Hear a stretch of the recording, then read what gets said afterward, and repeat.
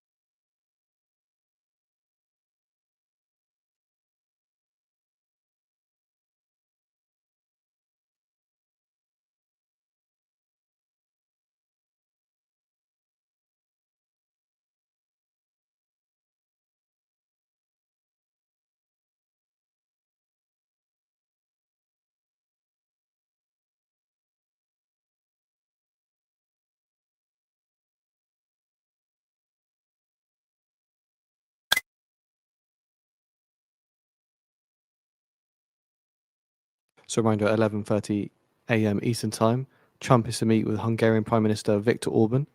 The video is on the feed for those interested.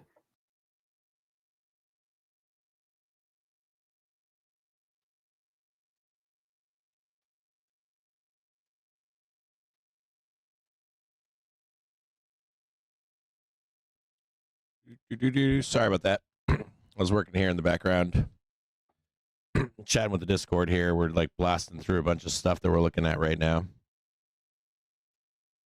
Oh, give me one more second. I want to check some other stuff here. Sorry about I didn't know my thing wasn't on here. Hold on.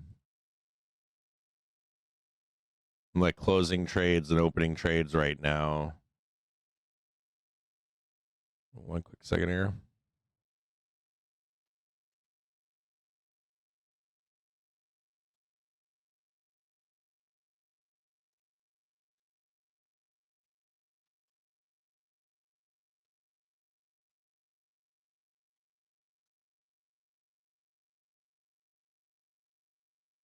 I'm watching all the shitcos here in the background. An eye on Lamb Weston. I'll just say some of this stuff publicly. Keep an eye on, get your pens and papers out. Keep an eye on Lamb Weston, LW, Lima Whiskey.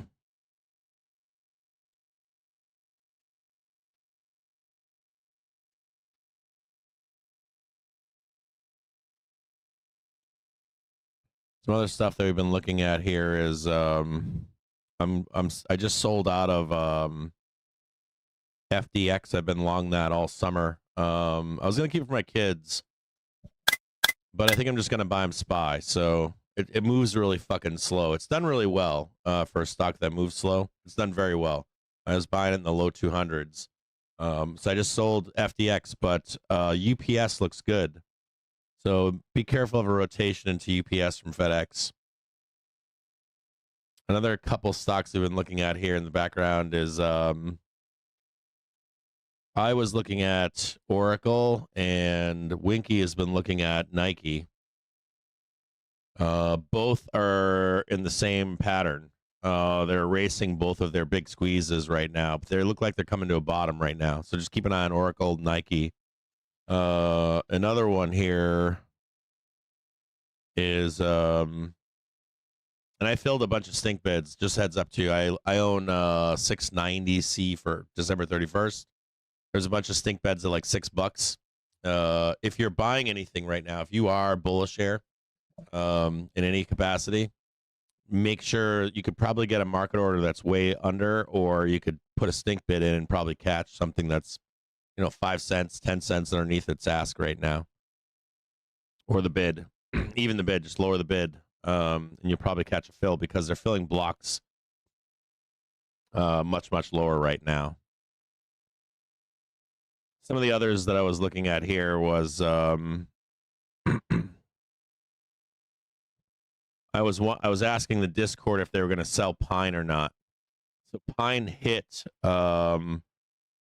their high. That they've done everything they need to do. So the prior high was $15.29. They hit a high this morning of $15.36. I don't know if they're going to continue to go up or not. They've got a gap to close at $16. This is Pine, but my bigger question is I've also been watching during earnings season. I've been watching PAL and Path. Is it PAL? Is it PAL and Path? So I've been watching PAL. No, hold on a second here. Deck. Sorry, I got this wrong here. Yeah, time out here. So Pine ramped, and I think it's in sell mode right now, but it could go up a little bit more, another $1 or so. But I'm interested in Deck. I've been interested in Deck and PAL for all of earnings season. Keep an eye on both of those, PAL, Deck. I like both of those stocks. I like their reports. Another noteworthy thing here too is that Ford is up today. They're green, and they normally track the S&P 500. So just keep an eye on the fact that Ford is green today. And also earlier we're discussing SNAP benefits, and there's a lot of misinformation out there right now. I guess yesterday the government was told to pay full benefits, and the White House said they were going to appeal it immediately. They did appeal it, but there's no information that I could find that says that it's been appealed or it successfully stopped the payments. And we do have a member who has family members on SNAP benefits, and he said that his family members were paid the full benefits. That might have not have hit the tape yet, but there is a little bit of front running going on. I see Target is green today. Another one to notice is to keep an eye on is Reddit, RDDT. And I'm spending I need a few minutes here because I'm trying to go through everything. I want to see if there's anything worth scooping up here. I want to see like Bloodbath and Nike still. I want to see Bloodbath and Oracle still. What else am I looking for here? Walmart or IWM's getting shanked right now. Just take a peek here. You know, fucking NVDA is in the same place. You can see the equal legs on NVIDIA right now. I'm thinking about adding an NVIDIA. I'm not kidding. NVDA looks fucking beautiful right here. It's got equal legs high on 212, and it's back down to the initiation of the trade, and it's actually being scooped up right now. So I would expect this to get bought. I might add NVIDIA here. They've got an ER coming up too. Let me just check NVDA really quick.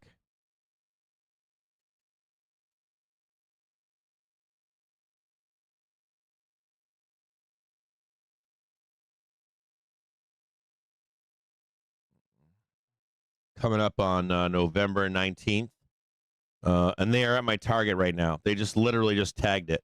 My target was 180.27 and 178.64. So just a heads up to you out there that I do like NVIDIA right where it's at. There's another lower level to buy at. I'm adding SPY shit here right now, and I'm going to save some money in case we do blast lower. I'm going to pick more SPY up. So I am starting to buy shit right now. Just a heads up to you out there. I'll buy like 652, but I'm going to buy this too, 662. I'm already deploying cash right now. What else do I want to look at here? Hold on here. I got to start looking at stuff. Hold on.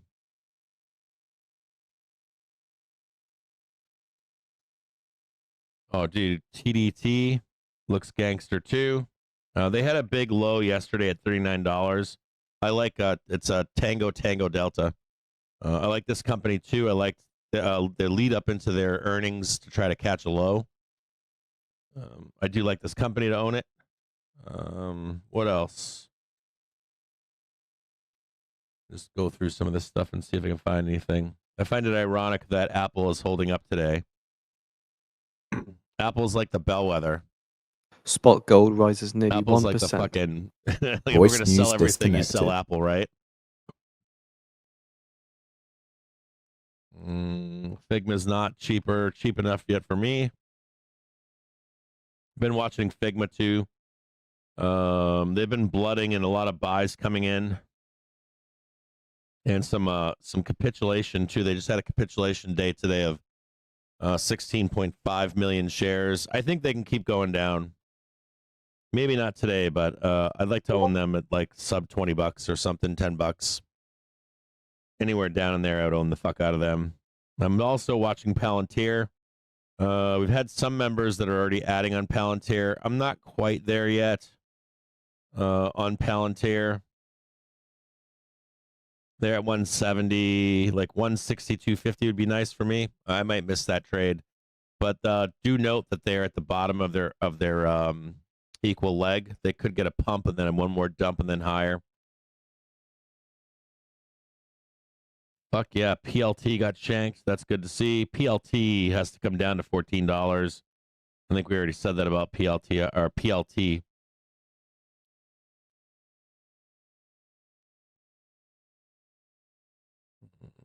I like IREN kind of here. IREN. Another note here, NTSK is being absorbed right now. It's got a big wick on it on a 4-hour. So NTSK. That's November Tango Sierra Kilo. Got a few others here. See what Tesla's doing. I had Tesla coming down to trade a major low like 380 or some shit like that. They're still hanging on right now. I've got them being shanked all the way into like Christmas. But I don't know, like they don't follow the regular markets fully. So also if you were looking to buy coin, coin looks great here. I like coin here. Yep. They might have a little bit more. They got a little bit of a gap here to close. That's dangerous. They got like a dangerous gap down at 255. I would say if you buy coin here that you want to be very diligent on it. Put in a stop loss. Because that shit could bloodbath another fucking $40. Another one that I like right now is Netflix. It's been hitting. I wanted to see Netflix trade this like $1,000, 1,072 or the fuck it was, 1,050. I've been catching alerts on them for the past week. Excuse me. No, like this past week, I've been catching alerts on them, but I haven't bought Netflix. I want to, but I haven't yet. I'll look at it here right now. I think I had another target for Netflix. Let me just check.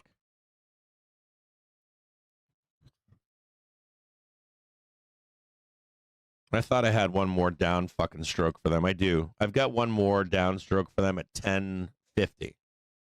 I don't know if they can hit that or not. If they recover above 1106.35, I would consider adding them, but I would need to see that recovery first. I am interested in them though. Not interested in Google at the moment. One good note to you if you're a seller, Goop. I like the idea of selling Goop from here. That's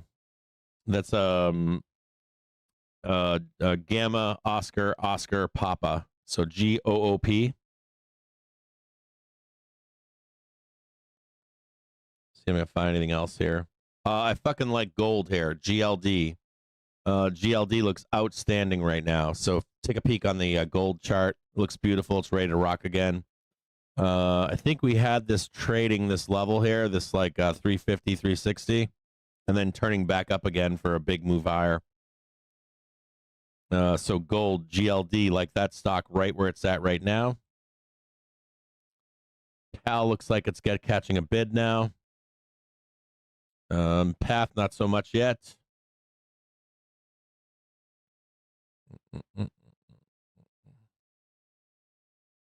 Don't like that one. Man, look at fucking LMT.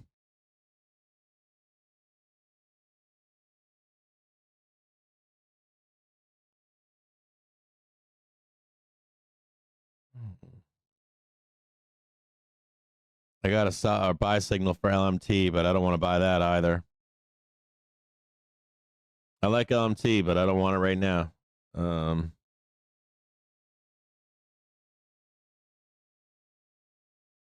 at fucking UPS is fucking gross. The way that fucking thing moves. That big down fucking move on UPS and this big giant fucking move up on UPS. Trying to fight back again. It's done a nice it corrected the first part of that second squeeze. Not doing anything with that. I want to see fucking Oracle fucking death spiral a little bit more. Not ready to buy UNH. Ooh, Meta. I'm interested in Meta right here. I'm interested in Meta at like 593. They're getting close to. Keep an eye on Meta. It's not ready to be bought yet, but it's close as fuck.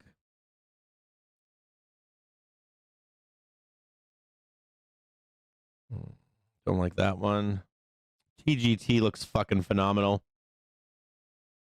Keep an eye on like any of the grocery store companies. I like Reddit here too. If I hadn't already said that too, I like Reddit as a long right now. Sorry, I'll move this over here.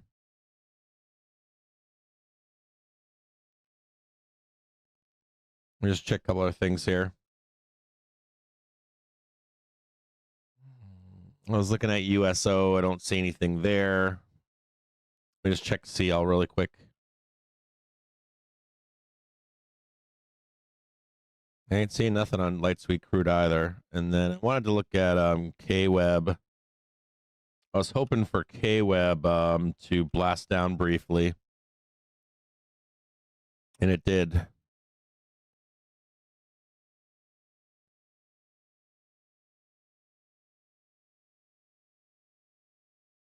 Let me just check C-Web really quick.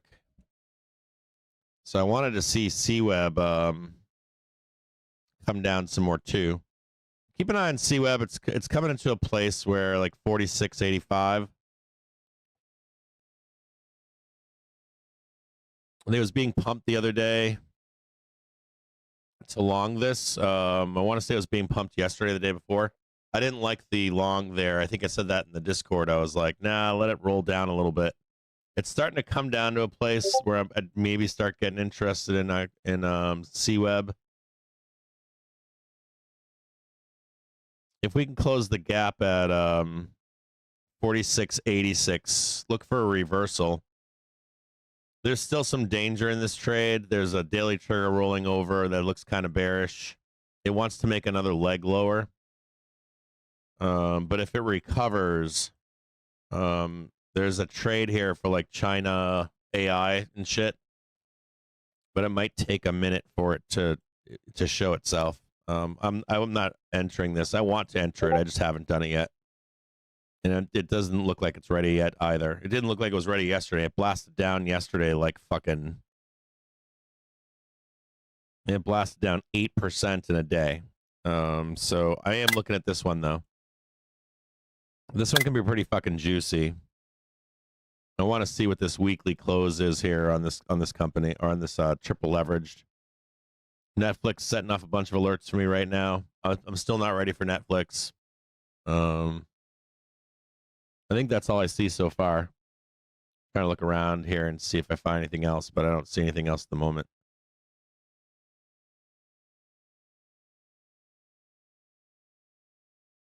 AMAT, I think I looked at that one too. I think I did look at AMAT earlier. I will look at it again. It was on my list. I did look at it, but I don't have any thoughts on it right now. I'd like to see it burn a little bit more. I'd like to see like 218 or something on AMAT. I don't think that it's ready. I did look at it. It's on my fucking list over here. I got the whole list out. I got the whole ETF out. I got all the spec growth stuff out.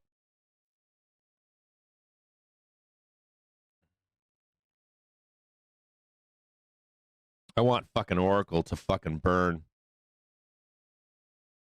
for two reasons. But I'd love to see Oracle trade like 210 if possible. Maybe they can get shanked just a little bit more. I don't know if I get my wish on that one. I'm gonna see if it turns around over here with like Nike. We've had an ETF going for years. We've had an ETF going for like the past 8 or 10 years.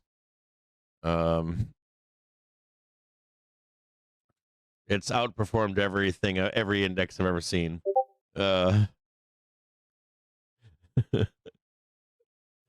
We pick them pretty well around here. We usually pick the ones that become memes. When I see them on fucking like earnings whispers, I'm always like, yeah, I finally got on like IO and Q. I'm like, yeah. Like no one talked about that fucking thing when it was on zero, you know.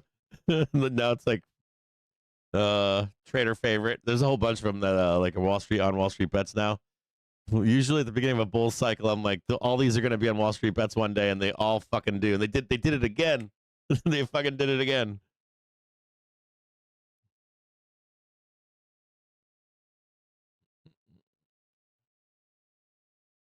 Hood, yeah, I'll look at Hood. I haven't looked at Hood. Sorry, I'll look right now. If you have anything I'm going to look at, let me know. Hood. Yeah, I like it here. I'd like to see it turn around, but yeah. That's a really nice equal leg on this one, isn't it? That's a really nice fucking. The bigger question here is, does it have one more roll to the? Like you can see a pump and one more dump maybe. There's a chance that hood turns and has one more capitulation in it. From just looking at it right here, real quick. I think this would get bought and have one more low. I don't mind the buy here. I would, but I'm just letting you know that you could have one more leg, just one more like shakeout. You have not made a new low though. They took that fucker right to the penny, didn't they? I'm looking at it right now. They think they took it almost to the penny. Like talk about some pain. Like the prior low I think is like 120.43. No, it's 120.40. 120.46. So what was the low just now? And that's pretty goddamn close, like right? 120.40 or 120.70 was the low. Talk about fucking pain, right? Took the whole trade back. It's being bought right now. It should get bought. I just don't know if you have got one more leg. Right now, you don't have a new low, so it's pretty bullish. I will tell you that. It's fucking bullish. So I like the buy on hood, I guess. My only fear would be you'd have that one more roll. You'd have to monitor it closely. And GCT, let me look.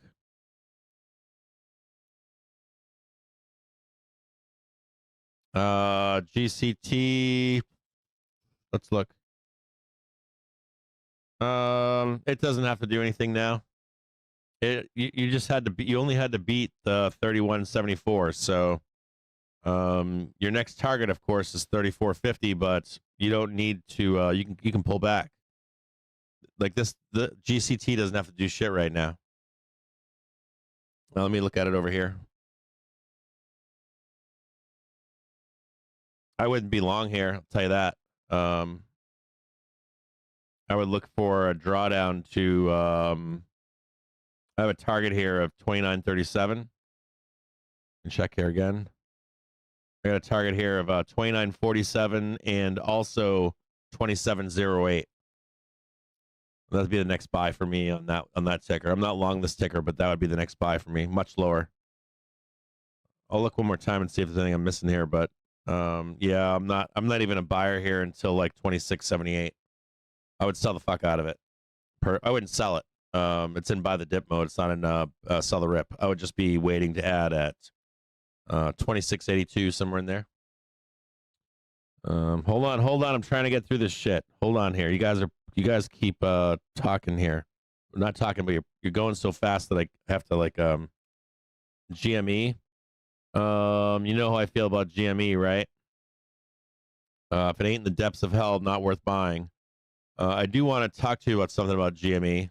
The failure that you had in October 2nd. Not only that, but let me just look at this. You want to know where I want to buy GME? You want me to tell you? I can tell you if you want to know. I want to buy GME. It's gonna piss off bulls. $11.11. I can check that again if you want, but just check here. I can't say that's true. I'd probably buy it at like I might get interested at like 18.50.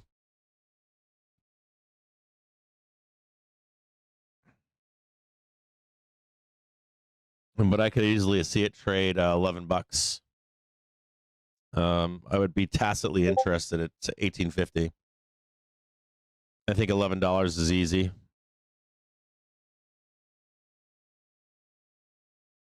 Sorry if that made any of you out there angry. Avgo, let me see. Have not looked at Avgo.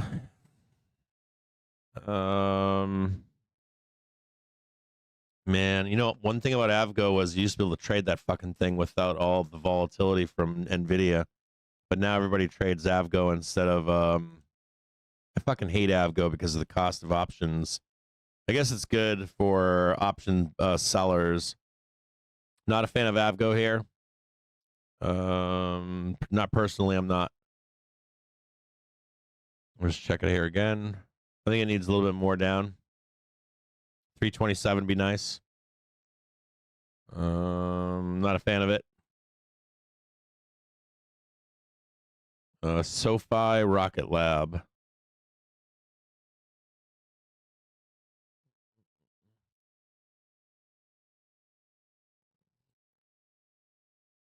SoFi, not a fan. Not yet. Let me just look at it one more time. Not a fan of SoFi. Rocket Lab, RKLB. I think I looked at this one earlier too. Yeah, I'd be willing to watch Rocket Lab. I think it's a better idea of watching it.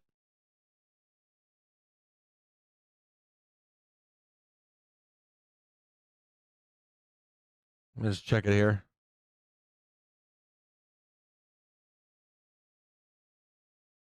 No, I don't like Rocket Lab. I think even if it bounces here, it's going lower. I could be wrong with this. I think it's going lower. I think it'll bounce here or near here, but I think it's going to go lower. I'd have a target of like $39. Trading 46 right now. I think you'll get a pump out of it, but I think it's going down a little bit deeper. Let me check something here on this one. Yeah, I don't like it. And I also think it'll consolidate. I don't think it'll rocket like its name implies that it will. What else?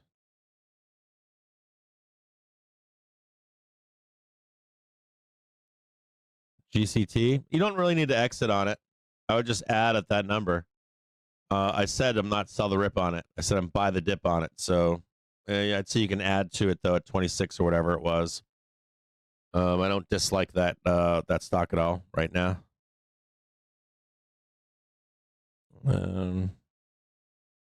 TSM, I can look at that one. I'm interested in that one too. I should have looked at it. TSM. That one's on equal legs right now. I think you're gonna see some buyers come in. Let me just look at it really quick. And just check. It's still showing the major correction underneath it. Not quite yet ready on TSM. Just take a peek.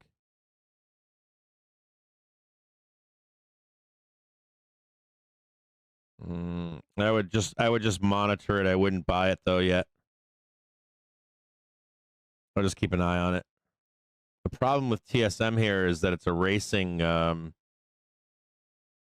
really is. It's erasing the candle on the 10th of October. So we got to be paying very close attention to any bounce here. Even if you get long on it, you have to be careful of a roll at 285, 280. You got to watch it really closely here. You could wait for it to recover. I want to own TSM too, though. But I don't think it's ready. Not yet. Let me look at some other stuff. No, I don't. I think that we're gonna. I don't see a pump coming. I think that we're gonna grind the fuck out of this into the close. And we're gonna probably close pretty bearish. I don't see any big squeezes. I think we're gonna go into this close. I think I said this yesterday. I think at this point it's ad nauseum. I'll say it one more time to you. I think that we should close today, regardless of outcome next week, with like a lot of doom. Like this whole day should be like capitulation, buy hedges, doom and gloom and that kind of stuff, like right into the fucking bell. That's what I'd like to see. So just be aware of that into this close today. bloodbaths. Like I want to see bloodbaths. I want to see everybody's hair on fire, that kind of stuff. And the more, the better. I want to see people saying we're going to crash on Monday. You name it. End of the stock market, burning tires, Manhattan, you name it, whatever the fuck they want to say. So that's what I'm hoping for. So I'm just adding. I added here already, and I'll keep adding. And this is all stuff that's like end of year, springtime, that kind of stuff. So these aren't any short time horizon trades that I'm taking. We're sitting on a 1 minute chart right now, so it looks like doom, but we really haven't moved. So, like you're watching I could show you a 10-second chart that looks like we're going to the moon or to the depths of hell every day. So we're just sitting on a 1 minute chart right now, and I'm looking for things that I want to own. Remember too that you don't have to follow me in this stuff. I don't expect you to. You got to remember that if you are buying anything, my thesis on that when we're in these situations is you better be happy with owning it. So like if you're like, hey, I'm gonna buy some SPY or something, and we start crashing, you gotta be okay to like own SPY for 3 months or something like that or whatever.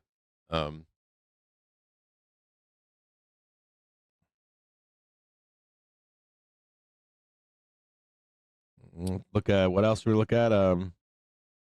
UMAC. Hold on, I'll look at UMAC right now. I thought UMAC was on a list that we liked or something. Okay, so I've got it drawn out here.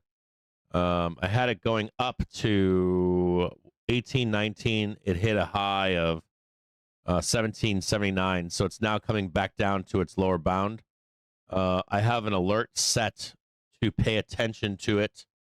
From per whatever I did in the stream, I said I'm interested in UMAC at $7.84. We're not there. We're at like 9.52. So, and even at 7.84, I'm just interested. I'm not willing to buy it there, but I'm getting interested around that number. I want to see what happens down there. So UMAC not ready for me at least. It might be for you. I did Roblox, Rhythmic, ASML.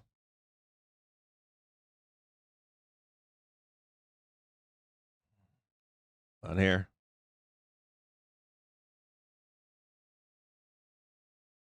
Trying to keep up with everything you guys are saying here. ASML.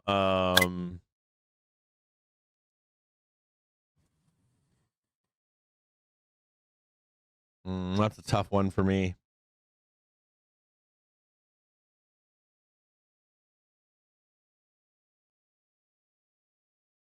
I don't like it yet. It's on the I don't like yet list. Even if it recovers, I'd like to see it trade like 925 or something. Not for me. No.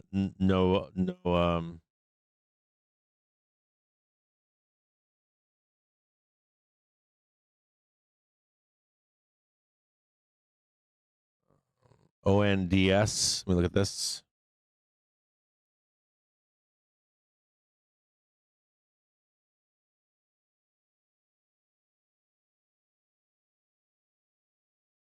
Ooh. That's kind of cool, isn't it? ONDS.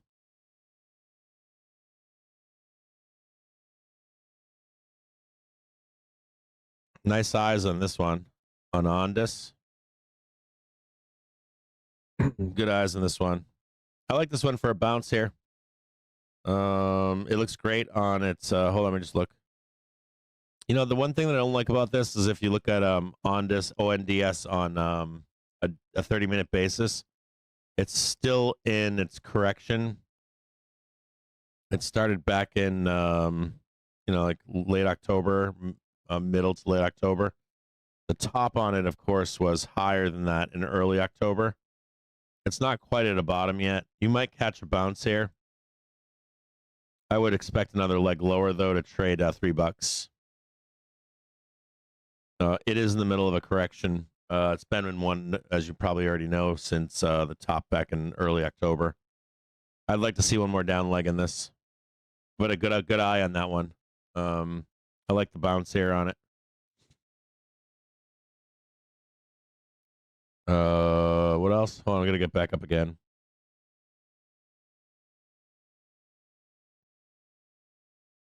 Yeah, Michael, I'm with you on that, man. CCCX, maybe. Maybe I can look at it. Hold on. It's not too low. No, I'm not a fan of it. I'd like to see it trade 13.35 and then slam down to like $10. Let me just see real quick. Not really a fan of it yet, and I think it has more down to go even today. We'll just check it out another.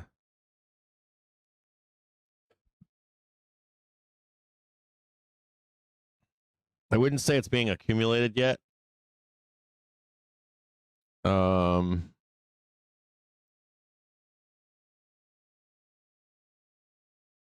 I see the buyers here, but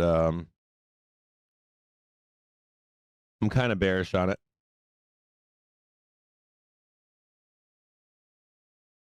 I see the dip buy back on October 22nd. I see the dip buy on November 4th. Or sorry, the October 22nd, 25. November 4th, it was bought again. I think there's more capitulation coming, though. I think these are bag holders. Someone's probably selling, or someone's probably short. I'd like to see at least $13 taken out. I see the idea here that you had the dip buyers up here, but you didn't get the new high on it. So the dip buyers that stepped in on October 22nd did not get a new high. They got one new high. They did get one new high, but they needed the continuation. So like I'll explain this better to you. So the dip buy came in on the 22nd of October. You got the high that you needed, but you did not hold 2140. The moment that you traded below 2140, it tells me that the buyers on 22nd of October are bullshitters. And then that means that you're going to likely trade at least like 1332. And you could even start trading lower. So those buyers are gone in my view.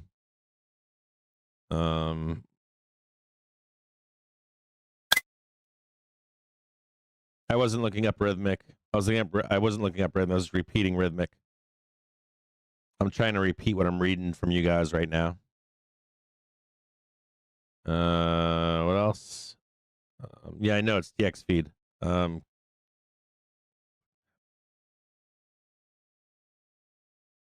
Spy 653. I've got a better target on that spy. I think I've got an exact target. I've got a target of 651.34 and 650.10. I don't have 653. I got 651.34 and 650.10.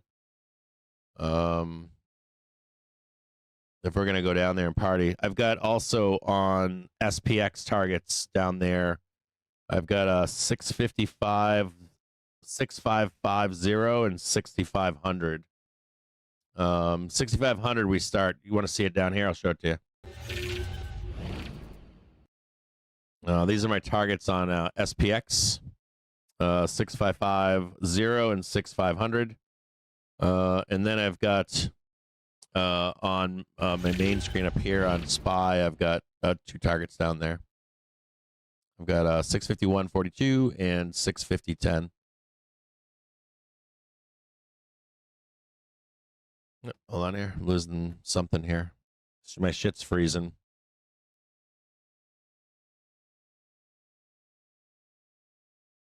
Watch these targets right here. Right in this zone right here. And there's one right here.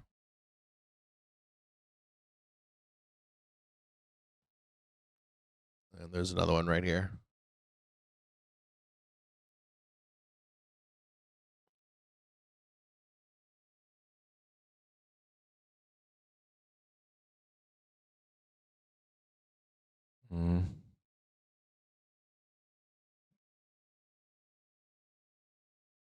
I've got it posted on the chart here. Look at bull.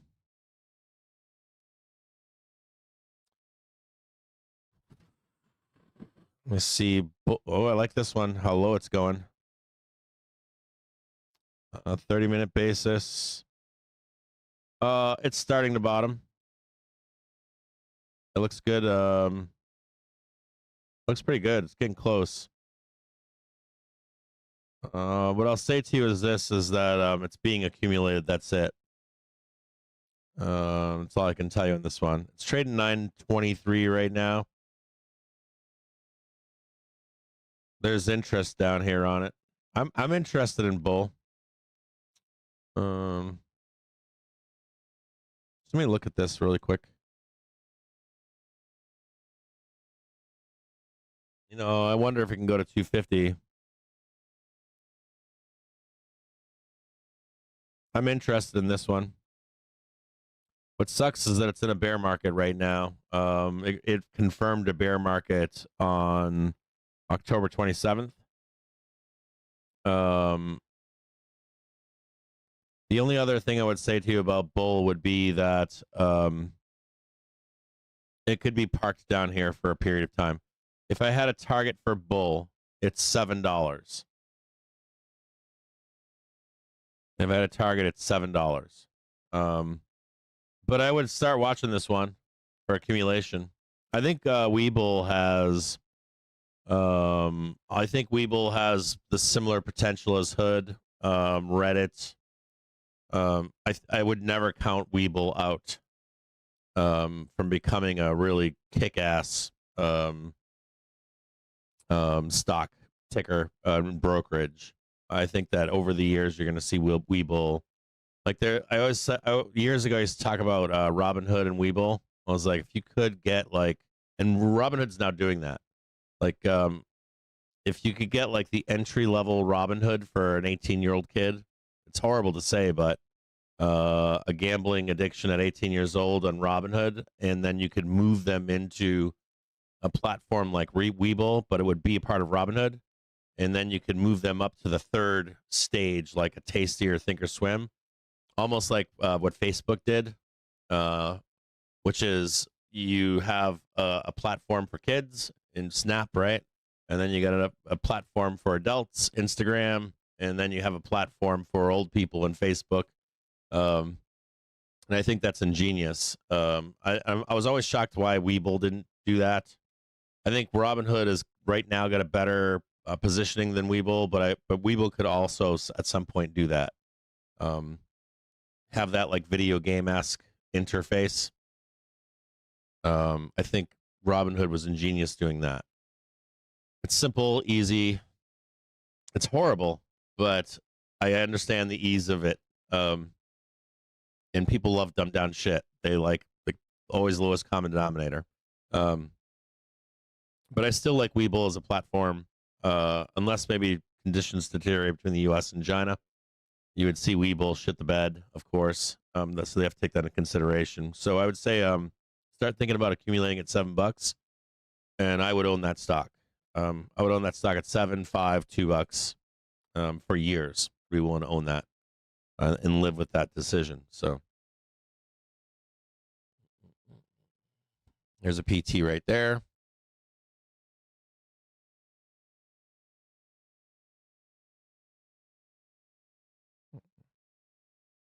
What else do we got here? NDS. Yeah, I like them right now. I think they look great. Where's lower range? Dark red line. Webull, bull, please. Baron. Just give him the tip.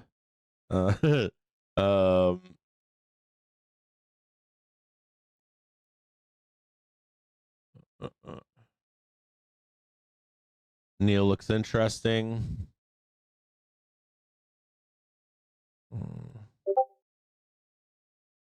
I have no interest in Neo.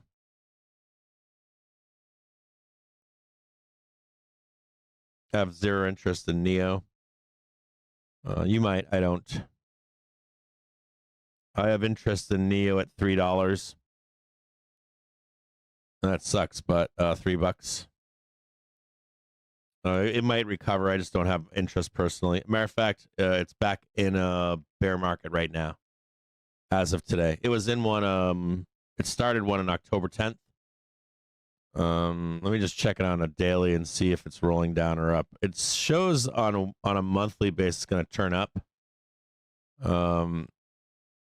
I see the turn higher on it. Like I see your jam on Neo turning up here. It bottomed in April of 2024. I'm not saying that it's not going to go up again. I think adding to it's like $3. I'd add it at 443. It's not that it won't go up. It's that if you look at Neo, it's a good example of I think buying the dip on Neo is fine. But again, you're like, you're still long this stock from April of 2024. You went from 381 to $6. That's great. $8. That's great. You went from 335 to a high of 673. Great trade. If it could come down into this like 449, 3 or something like that, then I'd be a buyer again. But I want you to keep your eyes on that accumulation that's down here. For accumulation, I see why you're bullish on it, but it's starting something to trade. There's a couple places here. Like how about this? I'll rephrase what I'm saying about Neo. I apologize. So I'll say this. I would love to own it at 451 and $3.03. Mark those down. Ready? So 331. Or excuse me, 454. I think I said 453 or so, in 301. I would buy it again higher, only if you got above $8.01, and you're able to hold the daily trigger. You had the high at $8, so you would need the second high for me to be interested in it. At this point, it's kind of like in this weird place. Like, I'd want to buy it higher or I'd want to buy it lower. I don't want to buy it right here.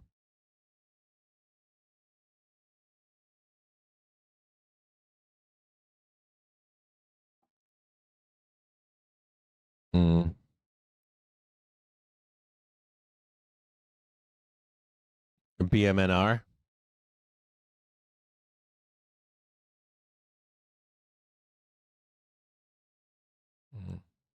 That's a tough one too.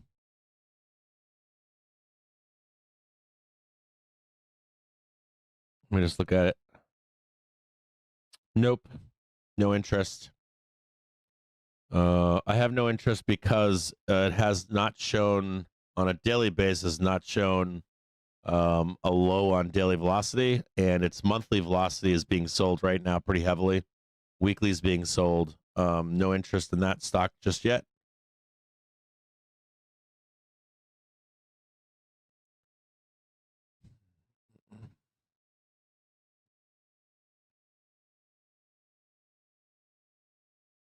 Amazon.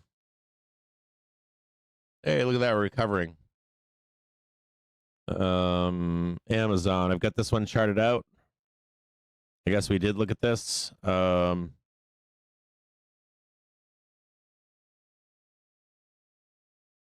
really think the real buyers come in at like, let me just check Amazon really quick again. Hold on. Okay, so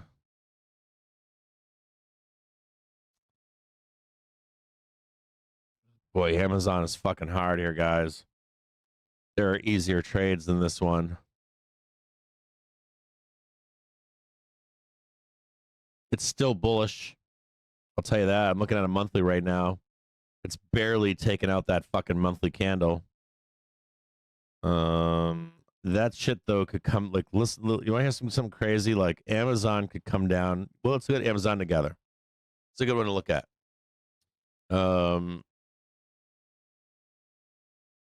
Let's look at Amazon.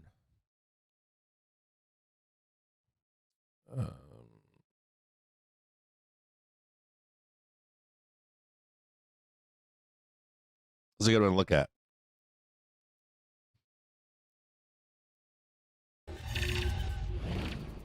Okay. We're going to look at Amazon. So what's fascinating about this stock right here, for right now, what's fascinating about the stock is the monthly. So when I go on the internet, right, I like when I'm doing like charts and shit, I'll go through and look at currencies. I'll look at Thingman plus T. I'll look at bond market, volatility, VIX, that kind of stuff. But you know, when I see shit like this, like this is the month of October. If you want an argument for a major correction, Amazon is it. Like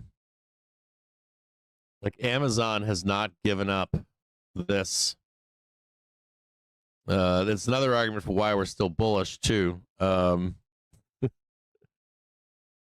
Like Amazon right now could come all the way down to $216 and it's still fucking bullish. Which is ridiculous. It's fucking ridiculous. Like literally still bullish. Like everything about it is bullish. And just giving up 1 month. Like just 1 fucking month. Now there's bigger information here, of course, which is over here. This is important. That's very important. It is not broken that yet. It's still theoretically bullish, and both of these things. Now, what is fascinating is these sellers right here took it down to the depths of hell, and you would think that we would come down here and bounce. But the last time these sellers were in here, they got that fucking sexy low. So it's like, oh, do we do this and then that? So that's a bigger question. It's not. I can't answer that for you right now. You cannot lose. I can tell you this. You cannot lose on Amazon 237.69 in my view. You cannot lose that level. There can be some argument that it's slightly lower, that it's over here. And that's probably going to be your daily trigger. You see that daily trigger coming up right now. So like, if you lose this, it's you can probably dip down here and then get out of here. But keep a real close eye on like 237.69, 234.12. I think they're important.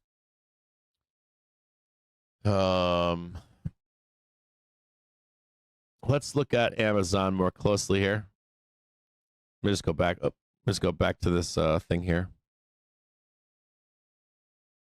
Let's go back to this weekly. And I'm telling you, you can't lose this. I fucking fully agree. And just looking at this on a weekly basis, you can see all this needs cleaned up. You need to know this right here. So, and I fully agree. I think if we lose this here, that we're doing this. That's what I think we're doing. There's a lot of traders right now that are like, we just want a correction, bro. We just want this so we can go up. Not Amazon, but the market in general. And I'm like, fuck no, that is not what's going to happen. You're going to go down there. That's my own personal, like, it's not guaranteed, but that's what I would want. It's like whenever I hear a bull say, I just want this, like right now, they're like, I want this right here. I'm like, nope. I'm like, I want this. That's what I would want. When I get sell side, I get greedy as a bull. On buy side, when we get to sell side, I want to see fucking blood. I want to see fucking pain. I want to see fucking everybody fucking wiped out. I want pure capitulation. When we come to the first moment to buy a dip on shit like that, I want to see all of those buyers wipe the fuck out. So we're not in sell the rip yet, but when we get into sell the rip, I want asses and heads on tables. It's the same as a bull. Like when we're going up, and we're in risk on, it's duration. You understand what I'm saying by that? Like, so one of the biggest problems for people is duration. Like, if we hit a known bottom, right? Major bottom. You like get shaken out here, you get shaken out here, you get shaken out here, you get shaken out here. and when you should have just stayed duration until you get the nod to start selling. So when we're back testing and going up and up and up and up, I don't listen to those fucking fools. The same thing on sell side. So if we're going down, we're like, oh, we're just going to do that and go up here. I'm still looking lower like, yeah, fuck that. Even if we turn around and go up, I'm still like, nah, let's take that whole fucking thing. It's like a thought process more so than price action or rules. So anyways, with Amazon, this one's kind of fascinating because we have not given up the month of October. If we were in risk off, I would expect that. I would have expected Amazon at this point to be like blooding the fuck down here, and we're gonna crash down here and start elevating down. So this Amazon like's not. Amazon's not coughing up bear markets or the major crash. It's not showing that right now, and it's still bullish. So that's interesting. Good to see and know. On a weekly basis, we'll start with this one down here. We're not going to look at this. I don't need to do this right now, do I? I'll probably just focus on. I did the month, I think. Where's the month? All right, we'll leave this one right here. We will leave the month up here because this does matter for this. I don't care about the rest of it just yet. Zero interest. There's your month. We'll look at the week. See what we can see. Here's a good week for you right here. This is within the month, of course. No guarantee we see this right now. There's a week. But you have not crossed this white line, so this is not open to you right now. Not open. You would need to break under this and then get the reversal, and then that opens up, but we're not there yet. So we're just masturbating at this point. Saying it's going down here is just an episode or a. I will put this one in here.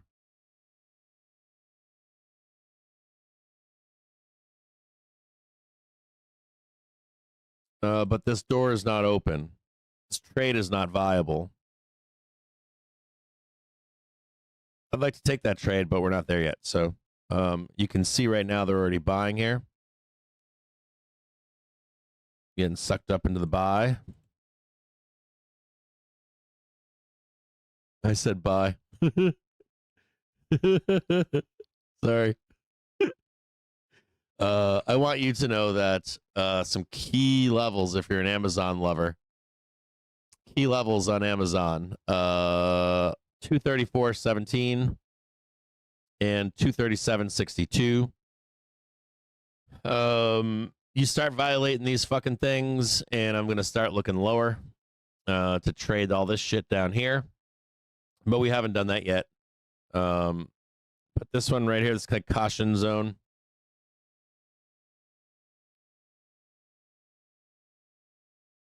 Sorry for the goofy fucking laugh. We'll look at this at the 4 hour now. You know, this is still some like, I want you to look at this like this too. Like, just look at this together. So what does this look like to you? I'll tell you what it looks like to me. So, you know, we're down here, right? Down here, maybe even up here. And then the leg comes down here. So we're not kind of there yet. If we rejected this and took that out, I'd be more inclined to trade that down. But we're not there yet either. We haven't broken any of this stuff. I'm actually fairly bullish here in the stock. It's a good call out. It's a good one to look at. 4 right here. 4 right here. And just if you are a buyer of Amazon, you just have to be you just literally have to be tactical. It's like I tell bears, right? You have to be tactical here. So if you're gonna try to trade this up, there is some danger above for you as a buyer. Oh, wrong one. That. I mean, and this is still fucking bullish. You're still above your daily trigger. You have not broken this down here. You have so far a double correction. 1, 2, and 3. If this is over, what would you see? Well, if this this is one of two things. We're either 1, 2, 3, right? 4, and there's your 5. Okay. So even if you break this right here, you're going to get a correction on the upside, right? That'd be a 1, 2, 3, right? Like 1, right? 1, 2, and 3. And you would not want to be higher than right here. And then you could take the next leg lower.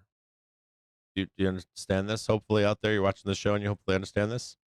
If you don't, I don't know what to say to you. So if you're a bull, all that's happened so far is this one right here. The only thing that's happened so far is this one.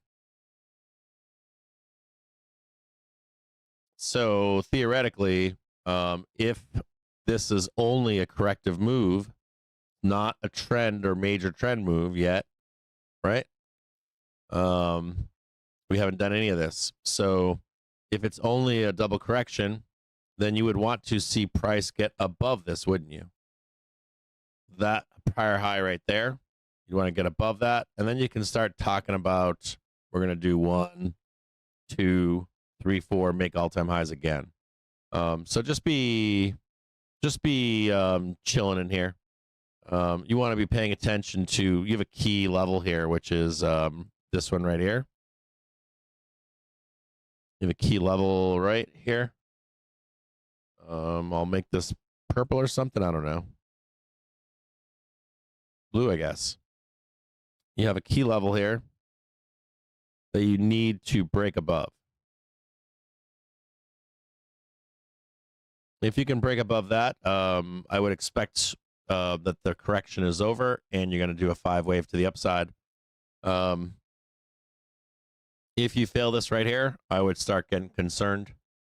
If you see like Amazon get bought and it stalls, I think I said that in the show earlier this morning.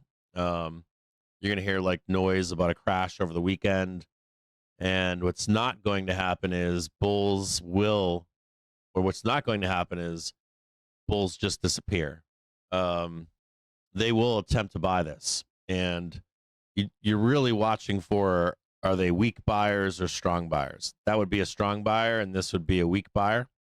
If they're a weak buyer, I would start putting the correction helmets on and major correction, crash, and all that kind of stuff. But we're still not there yet. So this is actually pretty good stock. I like how it's looking right now. And this is not showing any kind of major correction.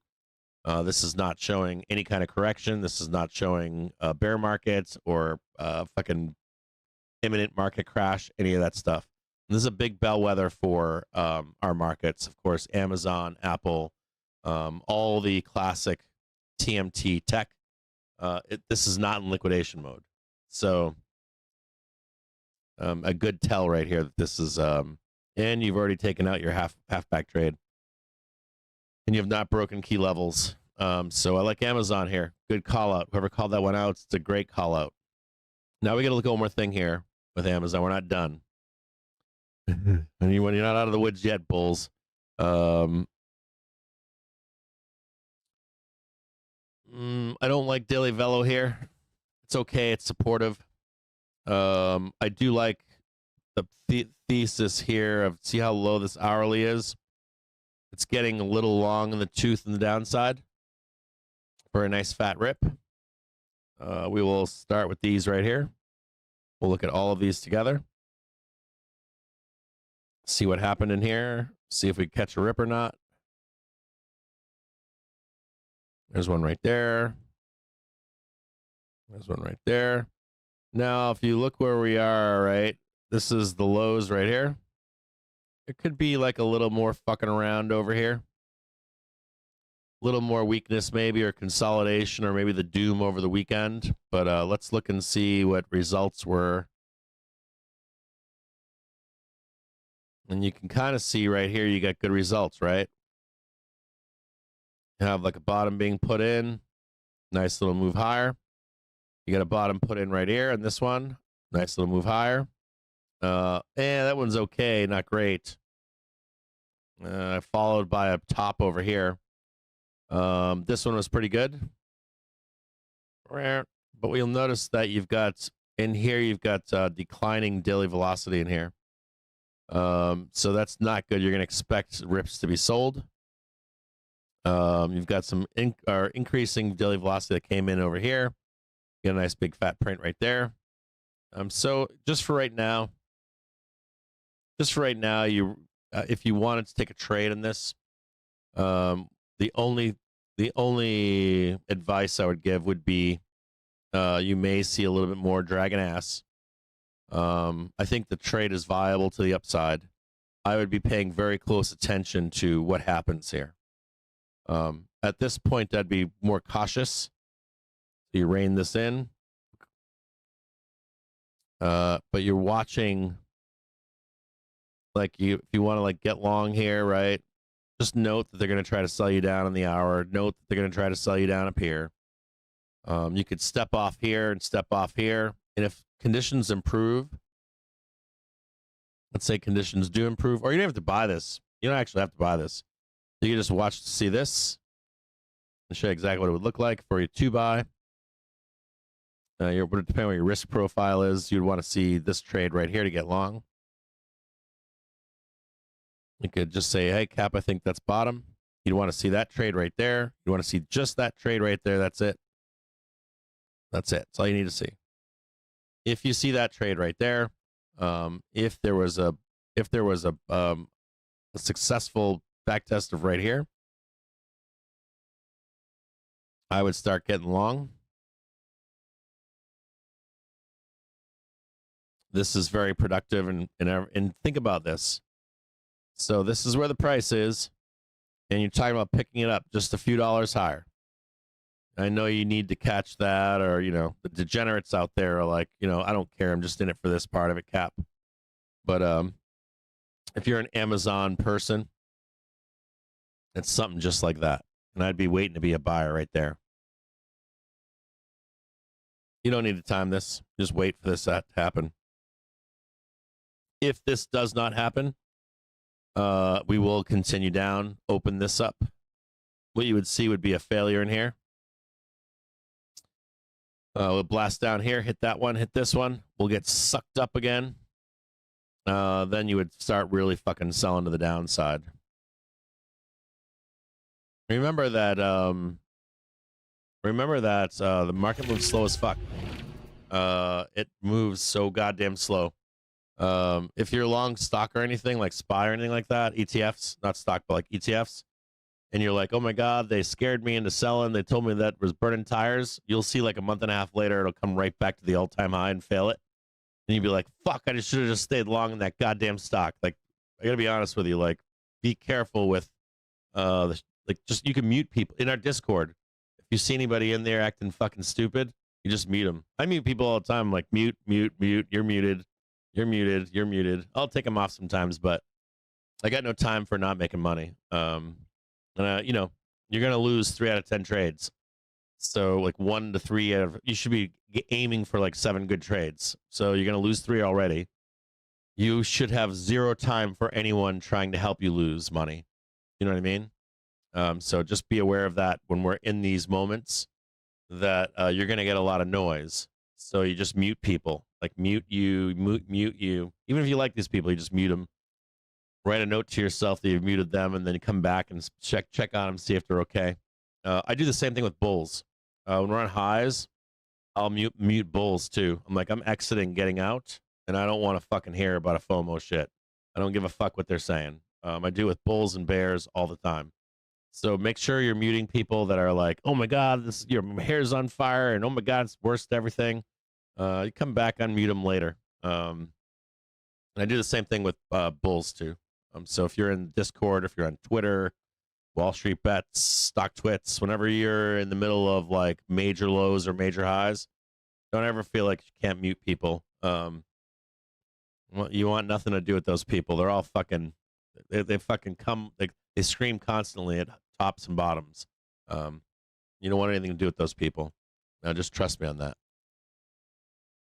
It'll save your life. Or you're gonna give back a 6-figure loss. One or the other. You'll find the fuck out on your own. I don't want to give anybody 6 figures ever again. So, anyways, Amazon looks pretty good. I like this stock right here where it is. It's a good call out or shout out. Get rid of this right here. Still parked up here at 665.01 or 6650. Just parked. Hopefully we got a bunch of people buying puts here. I need like major put buying down here. I need like crash puts and hedging, and there's a difference here. Remember, we've got real money selling. This is what I call it: real money selling and option land. They're two different things. You've got like option buyers and sellers, and then you've got stock ETF buyers and sellers. So right now, do you know who's buying this? Dealers. I don't know if you know that. I'm not going to explain the intricacies of this, but dealers are buying this market right now. They're on your side. They're buying the underlying SPY stock right now. And your favorite stocks out there, those are the people that are buying this right now. And they will buy it here, and they will buy it down here too. When it comes to like where we are right now, you're looking for a fuck ton of people to be buying puts. You want the exchange of here's an option for your crash, and I'm going to buy the underlying to counter that trade. If that makes any sense. Maybe it doesn't for you, but so watch out for the bumpy road here to the close today. Watch out for more like the buying puts. We'll take a sharp sweep down. Then as soon as they're done buying puts, the market will be bought back again. And then if you see like more, you could see another down move into the close. Around right around like 345 normally. Like for whenever we're places like this, like 345, you'll see like renewed selling again. And what that will be is people that panic into the close. They'll consume CNBC, they'll consume Bloomberg, they'll consume FinTwit and Wall Street Bets, and the last minute they'll be like, "Yeah, you know what? I'm gonna buy some 0-day put or weekend puts for crash on Monday," and you'll see one more downstroke into the close on the close today. So we're not done going down more than likely. I'd bet on it closer to the close today. Or look at we'll mark it here like 3 o'clock. I'd get a little panicky. Not me, but a lot of people do. We'll just mark this off as an awareness into the close here.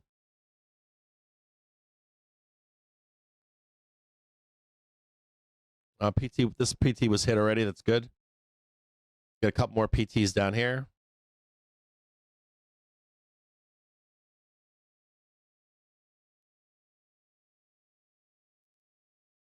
Man, I think I might want to buy some SPY and sell some puts today too. I'm not sure yet, but I think I might want to buy some Monday or sell some Monday puts. Maybe I wonder what cash secured puts are looking like for Monday.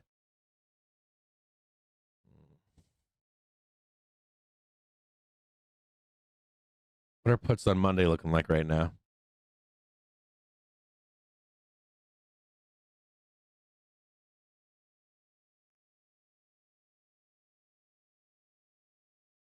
Oh yeah, they're fucking getting fat as fuck right now. Yeah, not really. God damn, they're still cheap. Like 652s are only 66 cents. That's not that good. I think we got one more downstroke coming to the close. Keep an eye on like 652, 650.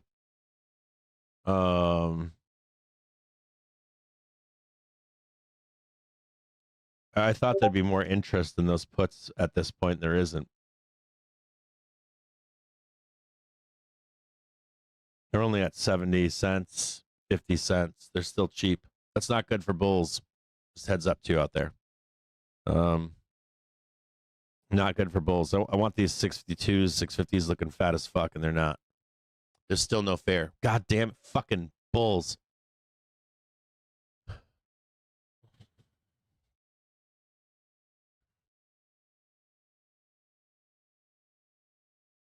And that's cheap as fuck. I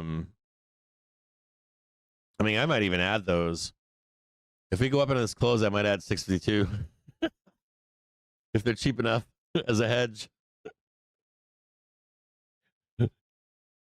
We'll wait and see what the end of the day brings, but I was hoping they'd be a little bit chunkier. God damn. I think fucking people forget what a bear market's like. Like, I don't think we're gonna trade 52 over the weekend, but I'm shocked that there isn't more interest in it. If we were in a sell the rip environment, those fuckers would be more than that. Remember, when we go down, it's usually fucking when we start fucking elevatoring, man. It's fucking fast. You can see right in the chain right here. There's no fucking fear.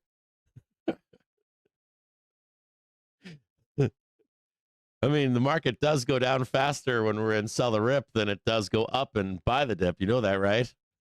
Generally speaking, we trade sideways for a long time and then finally go higher. When we start selling, it's fucking, we move. We're not in that move zone yet, but we can be. I'm actually kind of shocked that they're that cheap right now. Mm-hmm. When we get into sell the rip, like puts down there in a weekend like this, we'd be fucking, those fuckers would be like double, triple. You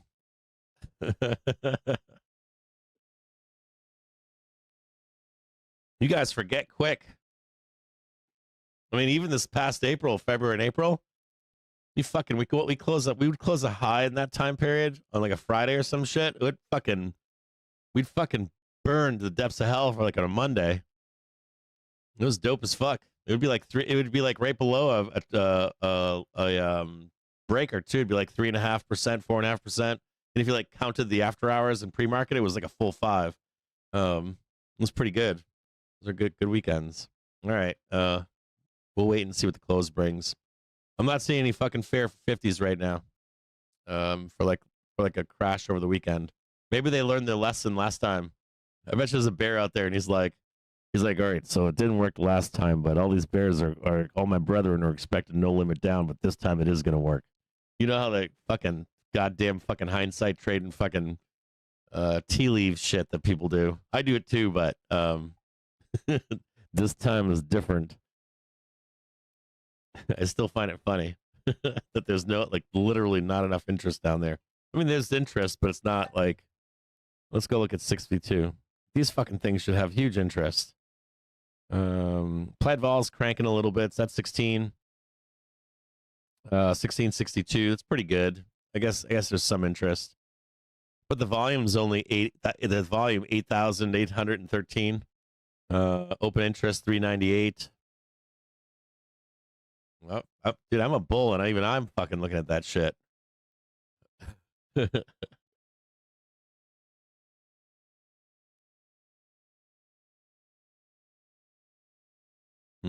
is interesting to see that still not quite a lot of fair. If you read I think Gamma Labs said something the same. Gamma Labs in the same trade. I don't think they've put a brief out this week. They put one out just now. And they're in the same camp that I am, I think. I'll read to you a bit. By the way, sign up for Gamma Lab. I love them. They're great. I've talked to that guy once. He's a smart guy. Knows what the fuck he's talking about. He said he gives a summary. He says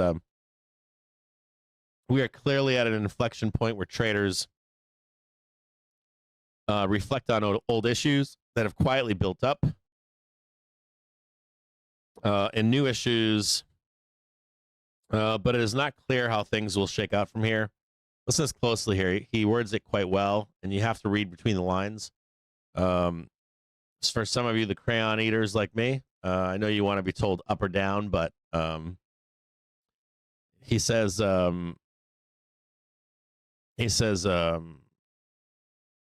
we are clearly at an inflection point, which we knew we would come to, right? We said this. We said take the money and run at the end of October. We said leave the markets until we shake out all these FOMOers. And if we can really get to, I think I had I was like, if we can get to 667.80, we'll create some panic. And we need that panic to go up. We hit it this morning, I think. Congrats. Awesome. Sometimes we don't ever get that low. Sometimes we don't. Sometimes people are hedging already. But that's not what's been going on. What's been going on is that every fucking level we come down, people are buying long or going long or selling puts or whatever the fuck it is they're doing. They're just like slamming the bunky button for the end of the year trade. That's not helpful for us going up. It does zero to help us go up. I was looking farther out in time yesterday, and I was like, we ain't going up here. I'm looking at like calls out in fucking December and January, and I'm like, none of these fucks are scared still. You could see it on each level as we came down.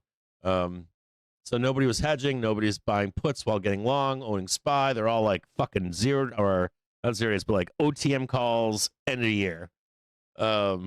Everyone's long triple leveraged ETFs. I shit you not. It's like everybody. So we kind of want this. If you're a buyer, you want this price action. You need this price action. So he's saying this morning, he's saying we're clearly at an inflection point, which is important to note, right? But he also says, but it is not clear how things will shake out from here. Good point, right? Not clear. He's not saying limit down. He's not saying stock market crash. He's not saying we're all fucked.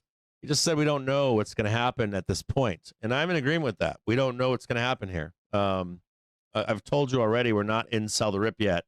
I've told you that we need to reject. The buyers need to not show up. We need a new low, all that other shit. So we're not quite there yet. He also goes on to note, he says, which I think is very important, as the buy the dip mentality is so very strongly hard-coded into muscle memory. And it is. But not only that, we're still in buy the dip mode. So we really are. This is actually still buy the dip mode. And I do agree with this guy because I'm looking at 650 puts for Monday, and they got a bid, but they don't have a real fucking bid. So we still have not hit that max fear yet. So he has a good point here. People want to buy the fucking dip. People want the end of the year trade. People want the melt up. People want the holiday rally in January. They want all of that shit. They want the whole package. He said, we are watching Bitcoin US dollar as a proxy for retail pain tolerance.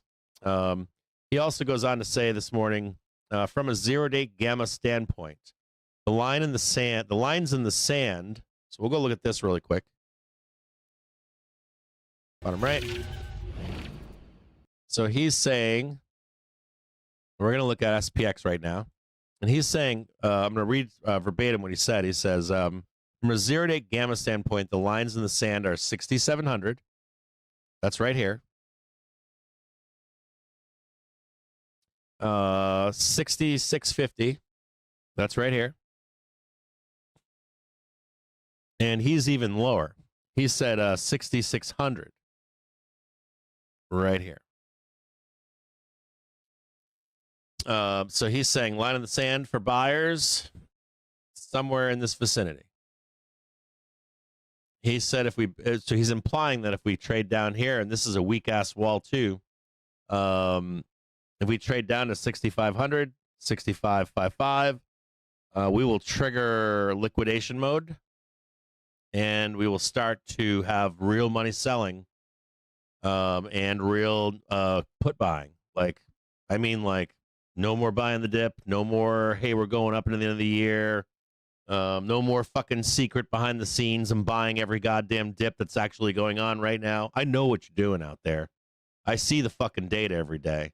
You fucks are buying every fucking bottom since October 1st. Like, you're fucking literally fucking buying it all. You bought it here. You fucks bought it here. You fucks bought it here. And my thesis is we can get down there and freak everybody out. And they say, all I want someone to say to me is, we're not going to 7,000. And then they actually don't place that trade, and they close that trade. If I can get those three things said, we can go up there. I'll be honest with you. If we can't do that, the beatings will continue until morale improves. Now, there is some problem here. I say that like the beatings will continue until morale improves, but you can then move into, if we go down here, you can then begin to trigger people saying it or pulling back those trades. And you then switch to, I want to start buying puts, right? That's where it gets fucked up. And I want to sell my holdings. I want to sell my triple leveraged ETF. I want to sell my fucking NVIDIA or whatever the fuck else it is that you fucking monsters own.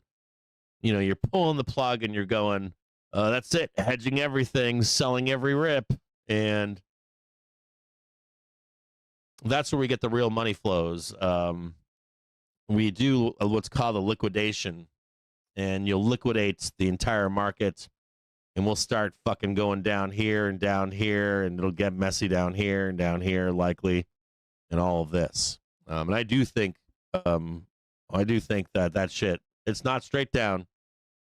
Don't be a fucking weirdo and be like, oh, Cap said it's like this, or it's like that. It's not like that. It'll be like this, and then it'll fuck around over here, and then it'll be like that. There are straight down moments, but not like some of you think it is. You fucking savages. We'll see what happens here. We'll monitor this into the end of the day. He goes on to say, rightfully so, he goes on to say, I'll read more of this to you again, okay? So just so we can stay on track here. He's saying that basically for no liquidation event, that bulls will stick around here for this upside move. Right? And there's a few other things he says here that are key things to know, which I think this is everything I've said to you, in his words, at least. He says, more generally, listen to this closely. This is another important part. He said, more generally, traders are not positioned for an extended sell-off. Gamma neutral is still at 67.50, and gamma would turn more negative quickly if put hedges are being instated and short calls rolled lower. And here's the last part. This is where it gets really important. He says CTA positioning. CTAs have quietly reduced S&P 500 exposure, and I've told you about that, of course, all along the way. CTAs, net sellers. I've said that actually for a couple weeks, but like CTAs, vol control gang, they were net sellers even in October. But listen to this closely. It says CTA positions have quietly reduced S&P 500 exposure, but current levels we do not see a dangerous sell trigger. We will give an update on that later, and there's a reason for that. Like CTAs and vol control gang are in like this. Can I just get a black screen here? CTAs and vol control gang are like here. You know what a frying pan pattern is? I'll explain it to you. So you have like, let's say like a big up move, big down move, right? And you could come up here and you start panning. This is called a frying pan pattern. right here. And when you're like right here, and people are like, oh my god, it's gonna we're gonna crash down here. You can't call that crash like CTA sellers unless you're like breaking underneath with new lows. Even on CTA sellers, you can't call that yet. And when you're in this frying pan in particular, these are usually places where you get your worst alpha from alpha sellers, sub sellers, furus. It's a classic. Because within this frying pan, I'll explain this to you really quick. Within this frying pan on a higher frame, you'll see moments where it's like this. You'll get smaller patterns on like weekly reports and data reports in here. It'll go like this. You'll get spikes like this as all this is happening. And when we're getting these spikes, you'll hear your furu will come out and be like, we're going to crash, dude. And he'll show you the data that's just here. This is it. He won't show you this chart. He won't show you this trend. He'll just show you this one little bit of data. And you'll be freaking the fuck out and being, oh my God, we're going to crash puts. It sells a newspaper, sells a sub. Oh my God, it's going to crash puts. And in reality, you're like right here. You haven't gotten nowhere. Anyways, frying pan patterns are like really cool for selling garbage bullshit. They don't mean jack shit. And he's saying that to you too. He's telling you like, don't believe everything you're seeing at this moment.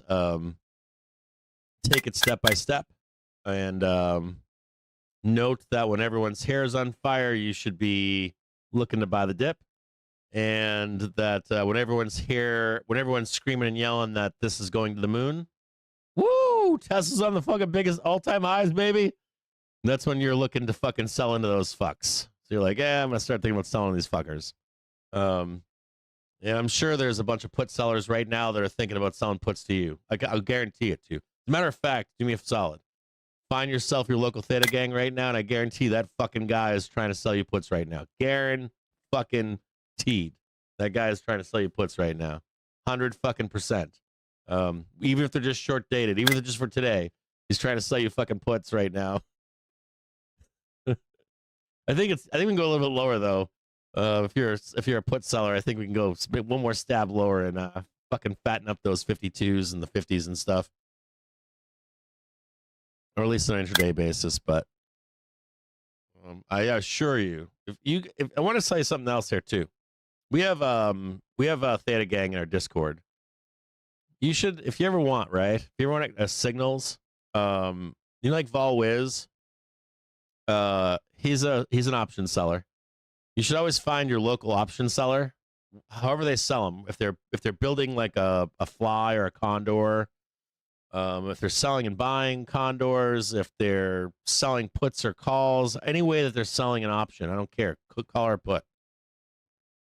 They're usually good traders, not always, but they attract good traders. They attract people with wealth.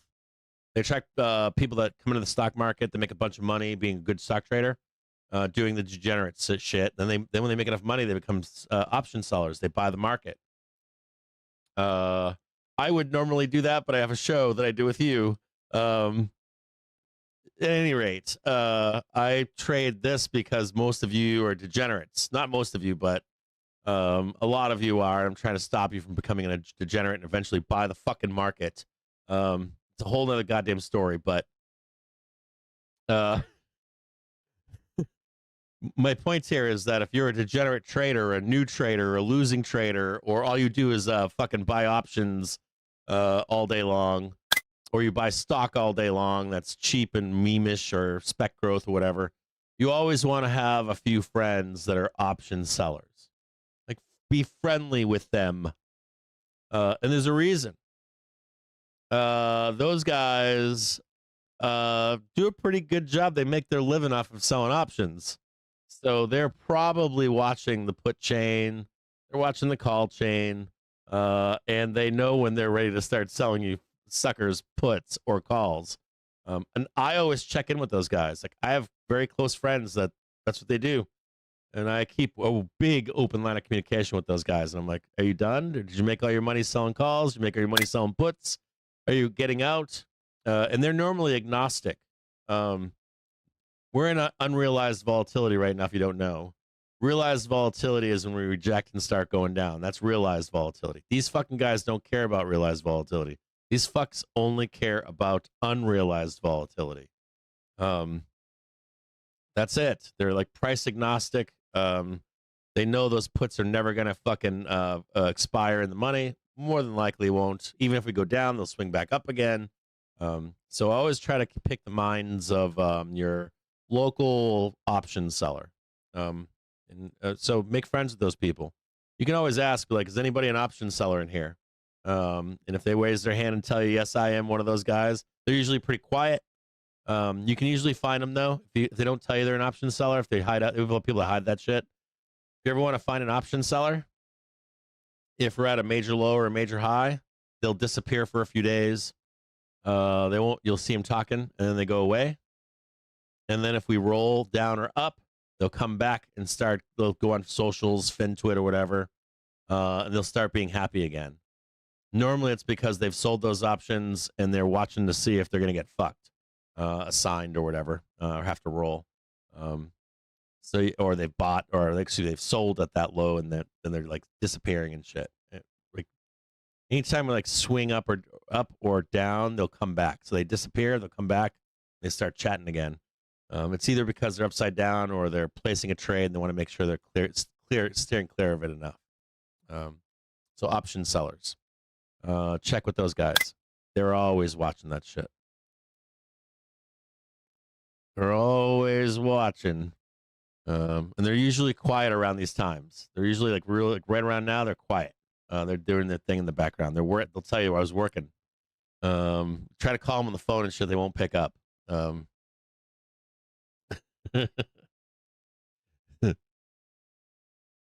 Let's check the net gamma on 7,000.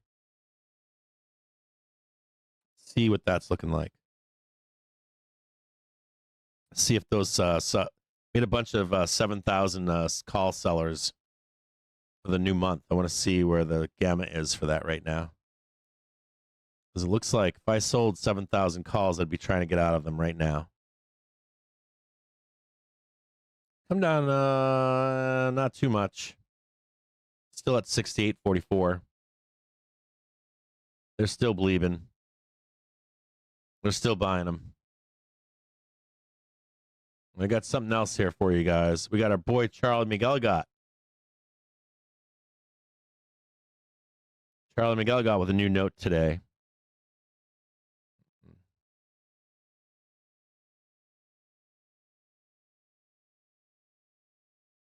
Hold on one second here, guys. Miguel got with a note. I'm going to take a look at it really quick in the background. Just hang tight here.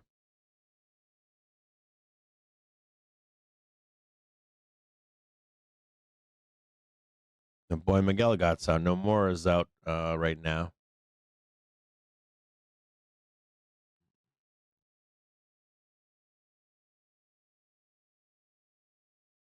Hang tight one second here, guys. I got to talk to a buddy of mine.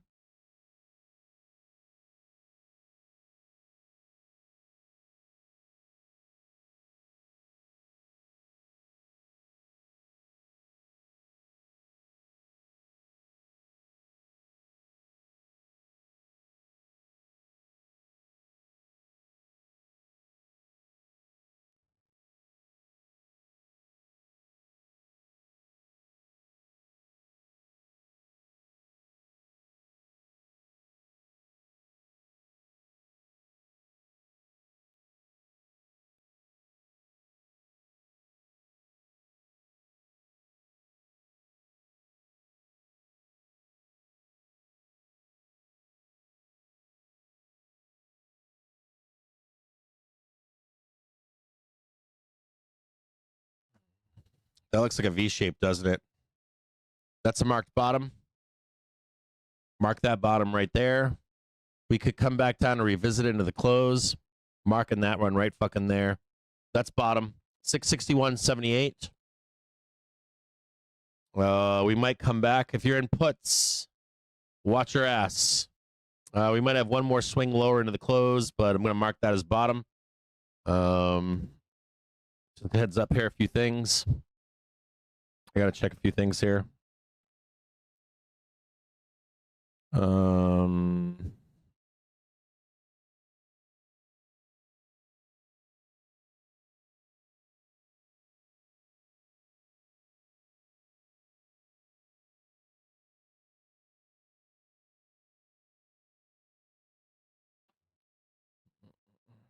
We got to read this Charlie McGilligot letter here. Whole letter. Where is it? Tricky week. Friday, 12 p.m. Goldman hedge fund honcho says traders are still long, but they're wary. I'm not wary. I'm not get long. I don't know. Hold on a second. Get fucking long. That's the bottom. That's like I'll give it a 75% chance that was the fucking bottom right there. We might swing lower one more time, but I think that's it.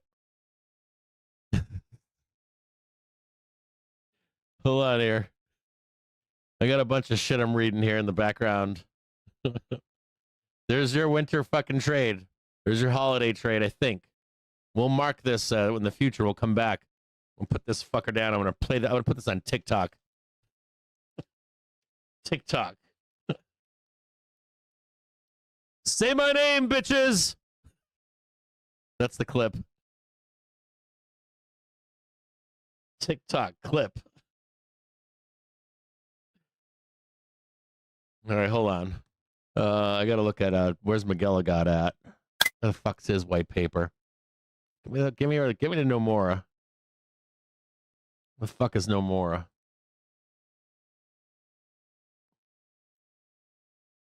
Oh shit, here he is. Oh, my boy McGilligot. What are you doing right here right now? Fuck you doing?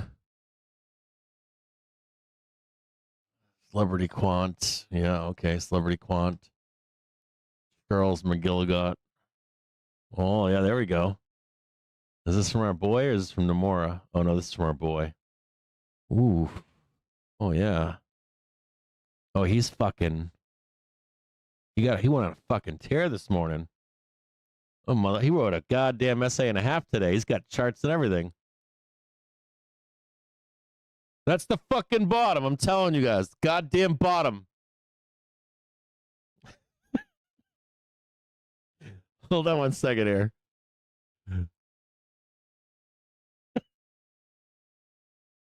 Well, it's the bottom for right now. Hold on. I got to do something here. N1. Save.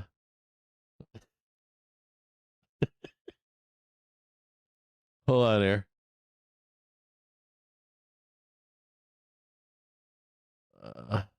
Hold on one second here. Fuck. God damn fucking old people can't read shit. Fucking can't read a goddamn thing. I'm getting so fucking old. I mean, I still got it, but next goddamn 20 years, man, it's gonna be blowing. I'm gonna be fucking pissed. Yes, replace it. Goddamn right, replace it.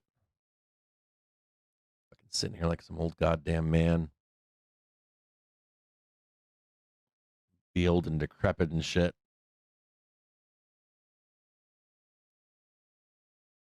Fucking switch from daddy to grandpa. Old grandpa Jim James.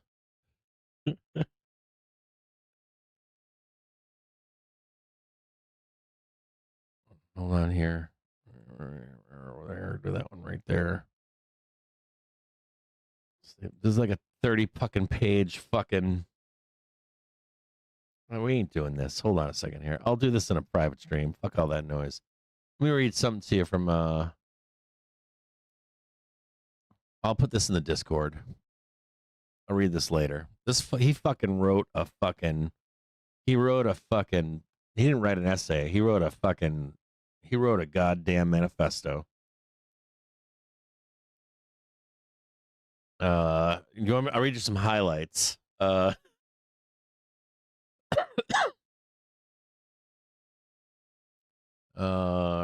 the entire month of November at this point. He says bonds are trying to work like risk hedges again, with UST seeing a bull steepening on further risk off in equities, at least the beginning of November. He said, to be honest, I'm still surprised at just how tame the UST rally is today. He shouldn't be surprised, Charlie McGilligot, if you're reading. If you're watching the show right now, you should not be surprised how tame the U.S. Treasury rally is. It's because we're not fucking under 667, bro. If we break under this zone right here, though, your UST rally will ramp, brother. You should hire me, by the way. I'll come tell you why. I'll work for you forever. And I'll just tell you from my hole in the wall office. Put me in the closet, bro. Well, you can just open. I'll just be the guy. I'll be the gimp in the closet. You just open the door, and I'll tell you why. He says, I'm surprised at how tame the U.S. Treasury rally is today. I'm not. Start fucking selling your spoos, bro, and I'll start showing you a UST rally. Swapation surface shows gamma again firming and continuing this new trend since last week's Fed. And there's another reason for this. It's because the fucking data is good.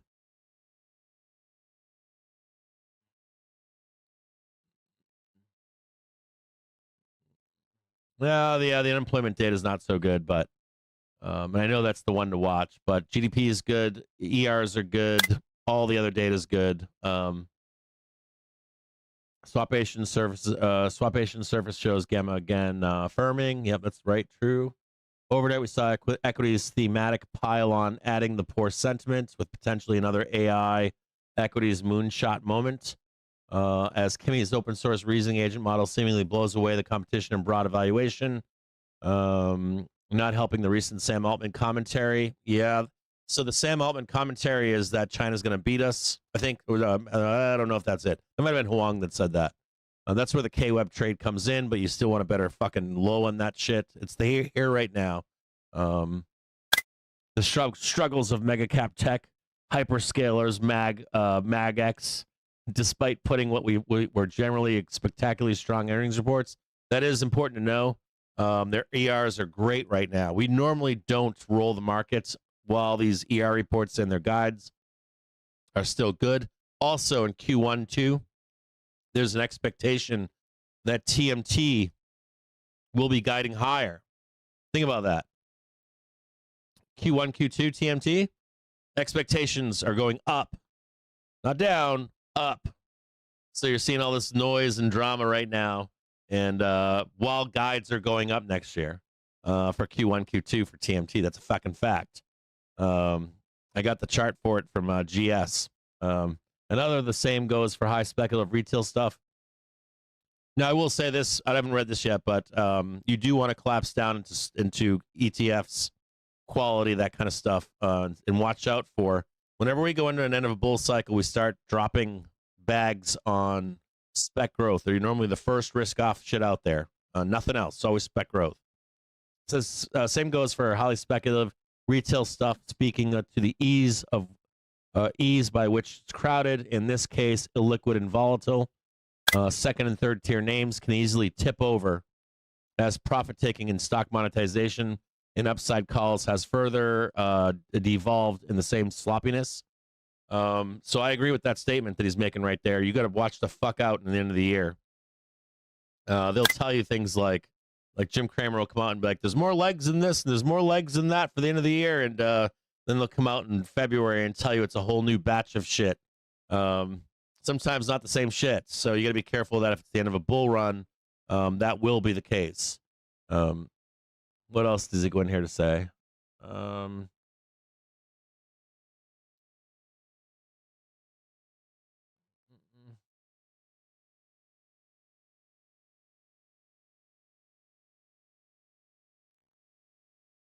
The particularly late October markup, which saw the year-to-date leadership stuff absolutely exploding higher, while laggards were puked. Just as stated in my note last Thursday, 100%. You fucking right, Charlie. Charlie fucking knew too. Charlie saw the markup in October. I saw them. We all saw the markup in October. And we all know that the real buyers are lower. Now turning on stocks, the recent massive anti-dispersion phenomenon, the Mag 7 mania, perhaps additionally tied in mutual fund year-end markup. That means there's not a bunch of money. Tax loss selling dynamics. I know about all that shit. He's already talked about that. And the tactical window for reversal pullback in the next 2 weeks with a protection idea in Mag 7. He wrote this. He wrote this like 2 weeks ago. He actually wrote this. I think he wrote this. He started talking about this in late October. So we get the markup in late October. We come down, and he's taking a victory lap here, which he should. I should take a goddamn victory lap here. We just hit fucking 667.80. I need a goddamn victory lap. We knew not to buy that. We bought a little bit of it yesterday that I got smoked on, but we actually bought the morning, made a bunch of money, and then rebought the close. I took an L on that one, but still the same shit. Still victory lapping. And he's fucking victory lapping here too, so congrats, Charlie McGilligot. And notice how he's putting this note out right where we are. He's putting this note out because he's saying what to you? I just closed all my shit. So here we go again. So here's the next part. So here we go again with Spoos blowing through the 228 DMA, right? I guarantee I haven't even read this yet. I guarantee he's referencing 1010, October 10th. Listen closely here. Youngins. Spoos blowing through the 20 DMA of 67.91 with Bears getting another shot at holding the current crack well below the 50 DMA 6,700. And where is noted on the Tuesday piece, we're now dragging in some residual asymmetric downside flow risk that I've been highlighting from systematics. So, he's told you a couple things in this note. He's fucking closed. Now, he's telling you something here that you seem to not want to fucking listen to. Like on October 10th. We have a chance of going lower. But that has not shown itself yet. So you need to see that before you get crazy with more downside. So he's laying off right now, but he's telling you, hey, there's a chance we can roll down. You know, you want to see if we can reject. We haven't done that yet. But we're not there yet either. I've explained that to you 3 or 4 fucking times today. So I want to make sure that you're aware that even he accepts. I mean, he says he wants to see that downside, but he's looking for that roll first. He's not just balls to the wall short right now.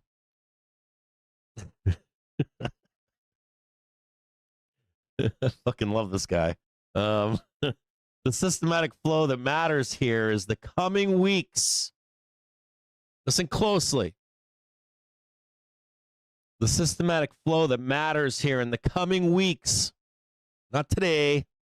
Not fucking the weekend for your fucking crash fucking limit down Monday bears and doomers. Which has now shed what we estimated to be 117 billion of U.S. equity exposure over the past month. That's this last week, and maybe a couple days at the end of November. But when all the fucking FOMOers are chasing the top after we hit 6,900, but for the next few weeks, listen closely, you fucking bears. This fucking guy is a bear. He's one of the greatest bears out there. He's an actual bear that makes money. Listen closely. You got to be invited to read this shit, I think. But for the next few weeks, if the market, read AI Mag 7, can keep it in the strike zone, being plus or minus 1% daily change, we expect meaningful reallocation buying flows as large trailing 1 month RVOL outlier days drop out of sample. Okay, so vol control gang. CTAs, both in the frying pan handle. If those fucks don't start fucking like, if we don't start breaking below down here, they're not going to trigger fucking sellers, and fucking dealers right now are buying. They turn buyer here. He says CTAs do remain in play on the pullback, but for real notional size supply, we need to pull back another 2%. I agree with that too. And I think Gamma Labs bro said the same thing, and I agree with that whole statement. The little squiggly lines don't matter. And so he's telling you that CTAs do not become fucking buyers unless we start getting lower. So you have no help there anymore. You got dealers buying here. Even the fucking head fucking motherfucking badass bear is telling you, lay the fuck off down here.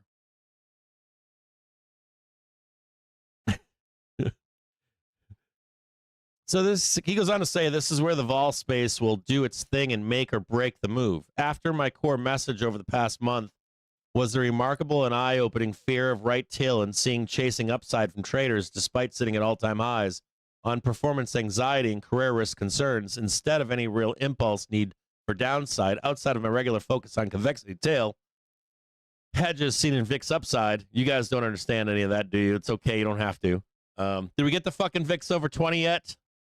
I haven't even looked. Did we get the fucking VIX?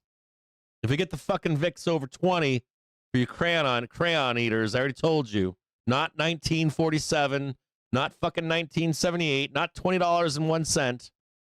We blast through $20, we can go up and have a fucking rally. I haven't even looked. It says, so far, it ain't too pretty with skew buyers, VIX, and vol, proxy demand for the tails at high of the day. Not hedged enough to the downside after the past month's furious rally and fear of right tail focus from performance anxiety riddled traders. I'm not performance anxiety. We were hoping for this. What's going on right now? We fucking moving higher? Fuck we going? Oh, we're going up. Trading 665 right now. 31 on the upside. Looking for the bulls to get above that fucking line that I wrote in there for you. Yeah, right in there. Fucking bulls need to get up there and start fucking moving. Half hour trigger heading lower now. Move this out of the way. Get this fucking thing out of here. Half hour trigger on its way down to meet up at S3 at 667.15.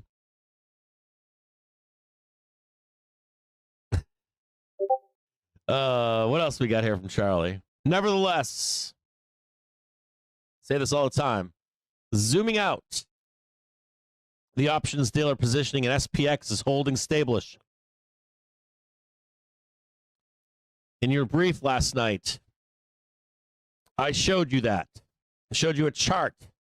And I said to you, dealers will be buyers. Now he makes the comment, established. If we roll under those numbers, dealers will not be buyers. But for where we are with price, this is where they become buyers right now. And he says, nevertheless, zooming out the options dealer positioning SPX option dealer positioning SPX is holding established between two pretty junky long gamma pockets, 6630, 6710. But there is room to slip outside to downside looking 6,500. He wrote that in red. And to the upside to 6,800. So, dealers are supportive of 6,800 here. And like I showed you down below here, they become less wanting to be buyers down here, don't they? Start wanting to become sellers as dealers, right? And then you start getting the dealers on your side selling. You start getting them CTAs and those vol control funds, and we can get a party downstairs.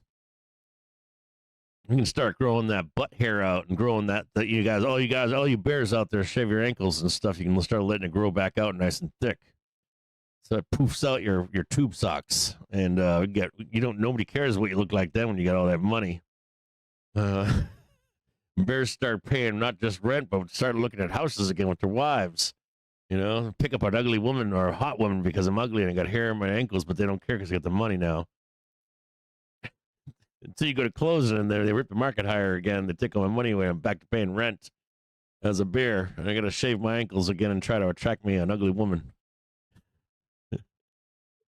But anyways, he goes, nevertheless, zooming out, the options dealer positioning aspect is so fucking terrible. It's like devolved into horribleness. My option trader kids are going to hate me. Like goddamn dad jokes again. Nevertheless, zooming out, the options dealer positioning in SPX is holding stable between two pretty chunky long gamma pockets. We already know this. I told you about this last night in the brief. I showed it on a fucking chart with gamma. Fairly easy to see. Doesn't need any explanation. Now, he goes on to say a spot dealer gamma positioning out 6 months. Spot looking well insulated for now. Yes, it is. Well, that shit ain't fucking looking good though for like fucking springtime. That said, the VIX space remains spicy. Like it. VIX space remains spicy. We're seeing some scramble into shorter dated gamma, where VIX trader Tyler Foote notes not just front month roll inversion, but also UX1 and VIX spread inversion, being rather notable on a Friday, especially where VIX spot loses a business day in its calculated cycle. All else equal should be lower. That's right. One other point he makes here is, and at this point, it should go without saying that the synthetic negative gamma on the leveraged ETF universe, with 8% of ohm fitting under the tech leadership animal spirits regime, that's us, will then further amplify in prevailing market direction to the mechanical end of day rebalance needs. We currently estimate 8.8 billion for sale later today. That's today. And I agree with that statement. I think end of today, you're going to get selling. We've got it marked off here. I fucking love this guy. He's so fucking awesome. He's so fucking smart. And I like how he's all over the place with all this shit. But like right over here, we have like this marked area on this yellow line right here. We just want to pay attention to like some kind of like rampant. You'll probably get some fucking doomer in here. And I'll be telling you, I'm looking for another dip to buy to close out the weekend. And some fucking doomer will be like in here fucking buying puts and shit for the last roll down. So we'll look and see if we get some money. We'll get some shit for sale at the end of the day. See if we can take that trade on. It says 8.8 for sale later today, where assets through this morning's pullback remain 144 billion, 99.2 percentile, where the gamma-like impact of or more or less 7 billion per 1% move, which is 99.2% ranked, which here's the bears, which shows the second largest notional 1 week negative net rebalance in our data history. Oh yeah. Which shows the second largest negative net rebalance, mostly on single stocks, not the goddamn indexes. So over the last 2 weeks, if you were in net stocks or long the markets, you got bent over by the bears. And he's telling you there's a little bit more to come at the end of the day.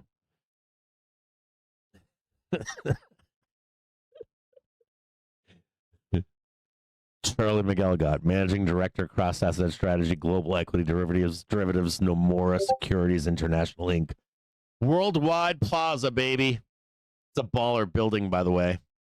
309 West 49th Street, New York, 10019. I don't see Charlie saying that he's leaving New York now that there's a new mayor. He didn't put that in his note, so I'm assuming that he's going to stick around in the city. That's pretty much what I've been telling you, what he just said right here. Pretty much the same thing, just dumbed down. Dumb it down for the, he calls us the retail channels. There's retail channels out there. They get too much information. Not Bob on Main Street, the regular bull. Not your guy with a retirement fund saying keep adding. Your scumbag retailers that pay attention. Okay, so we're trading up right now. We've got the half an hour trigger meeting us down here at 667.16. Keep an eye on this up here. You can actually see this little bit of a little small bit of volatility here, big band of volatility up here. If you want to get off the CJJ Airlines here on 0 dates, you're more than welcome to. Watch this yellow line right here. This is the first band that you're going to encounter. They're going to try to send you down or sideways into the close. Be aware of that. I've already told you fucking 6 times. I wrote it on a yellow line over here earlier today. We'll see if they come in and try to hammer us down one more time. I'll be honest. I hope the fuck we like murder the bell and trigger some fucking doom. I would love to buy a fucking jackknife up on Monday. I'm already adding for end of the year right now. You already know that. Charlie's telling you if you're a fucking bear. I don't know who the fuck has to tell you. I don't know who the fuck you listen to. Your fucking bear furus on YouTube. They all suck. This fucking guy is better than any one of those fucking guys. Even if he's wrong, I don't give a fuck. Because this fucking guy is right more goddamn times than any fucking bear furu. Every fucking one of them. I would go with this bear over any of them. Any day of the week. If you really wanted to be risk off, I guess if you're a bull, but even he's telling you to give it some time, let the gyrations come into the market, and see if we can actually roll to the downside in a significant way and start a correction. We have not started the correction. This is not a correction. Well, on some stocks it has been, but for the indexes it is not. This is a pullback. And if you guys want to see a correction or a major correction, shit. I'll show you one. We get that shit all rolling to the downside, and these bulls are telling you it's going to stop at like fucking 560 or 552. Fucking, I got something coming to you. Start thinking like 536. Start thinking 516. Start thinking, or excuse me, 636, and start thinking 560. Think bigger. I'll be right back with you guys in a little bit. I'm going to take a quick break. Happy fucking Friday. It's good to see you all. I got to tell you guys something. When I left for New York last 2 weeks ago, I haven't fucking slept since then. I haven't fucking slept. I fucking went to New York City. I didn't stop. Then I got back. I almost didn't fucking get back to Detroit. I like had all fucked up flights. I had to catch like a last minute fucking Greyhound of the Air. I took the Greyhound of the Air back home. I went on a goddamn Spirit Airlines flight. Never done that before. Never, ever doing it again. I'll rent a fucking car if I have to. It's not worth it. Just buy a fucking Delta or a fucking Southwest flight. Just man up. JetBlue, any of that shit. Don't ever, ever fly that shit. And I haven't slept since then. I've been like grinding. Every night I'm watching this shit. Every night I'm reading the fucking white papers. Every fucking night, every morning. Then I'm streaming all goddamn day, and I'm up talking to fucking Discord at goddamn 2 in the morning. And then I hear them pop their heads up at 6 a.m. or 4 a.m. and I'm like, hey, did you see that? Did you see that 670? Hey, did you see that 667.80? And then I'm coming on and streaming, and today is fucking Friday, and my fucking roof is not done. I got 2 leaks still today. Today's fucking Friday. I love all of you, and I love you all, and all seriously. And yeah, if I have a loss, make fun of me. You should. I don't have enough losses for you to make fun of me, so make fun of me for taking an L. Shit all over me.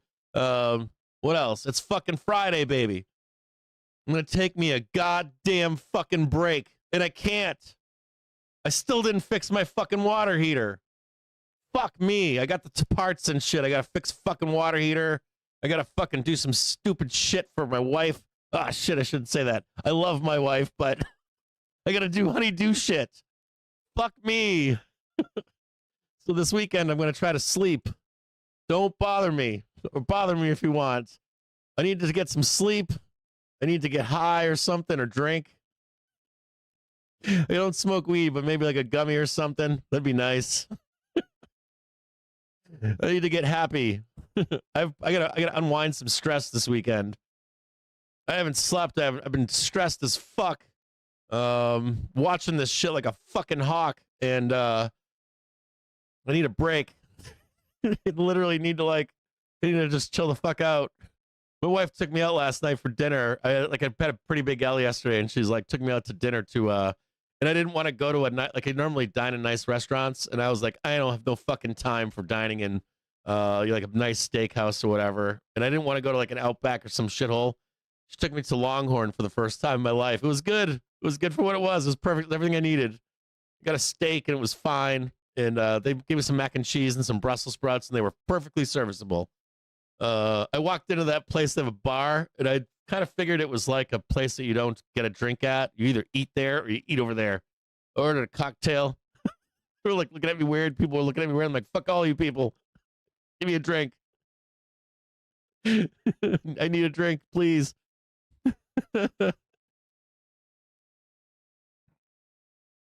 And Thanksgiving's coming. Have some perspective here. You got Thanksgiving break coming up.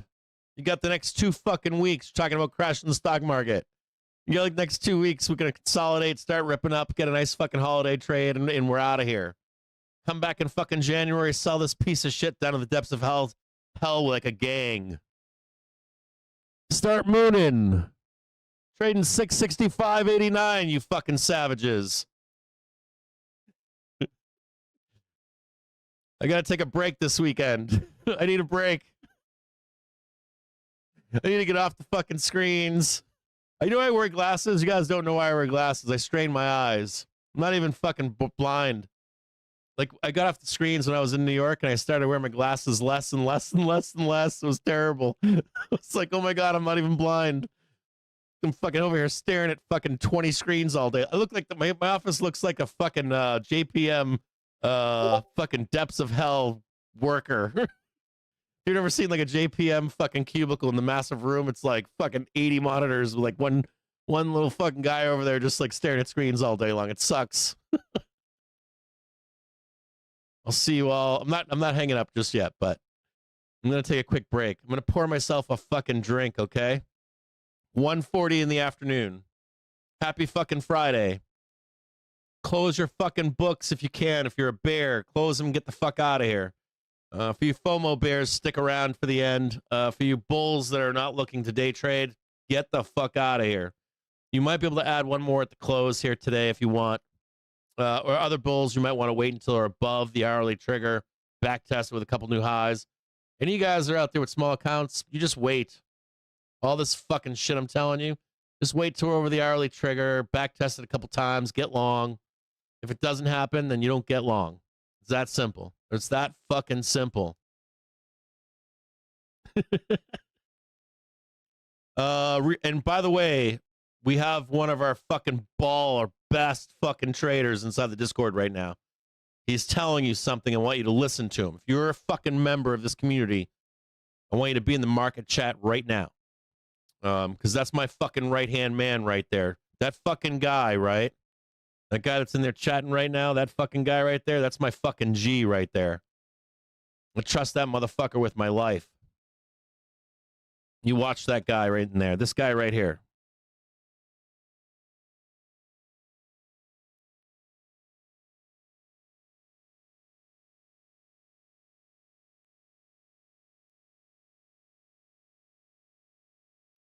When I'm sitting here blabbing and shit, he's holding down the fort in there for me. That motherfucker's a badass. Do not fuck with him. I mean, you can. You can get smoked. That guy right there, if you're a member of this community, get in that Discord right now and watch what he's telling you. Type his name in. He's got a whole story that he's written for you in this bottom to where we are right now. You got it. You got it, though. 100 fucking %.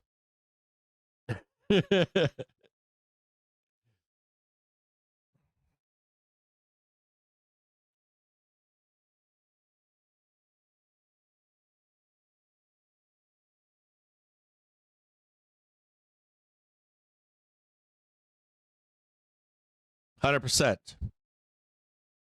All right. Give me like 5 minutes. I'm gonna grab a drink. I'm gonna do some jumping jacks or some shit. Lay off some stress. My body right now is I'm getting dumps right now, like endorphin dumps and stress dumps and shit like that. Stress is coming off.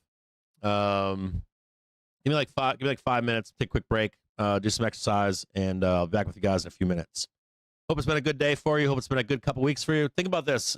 We were risk off into the new month, right? It's only been a fucking week.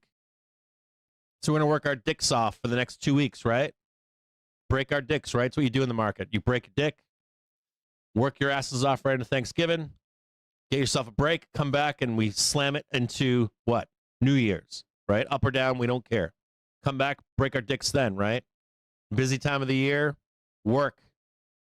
Come back, take another break for Christmas, and then come back for a little bit more. New Year's, lay off it a little bit, right? Either way, up or down, doesn't matter. Then we'll come back in New Year's, come back after New Year's. We'll see if we can sell this fucker down to the depths of hell. I'll be right back. Give me 15 minutes or 5 or 10 minutes.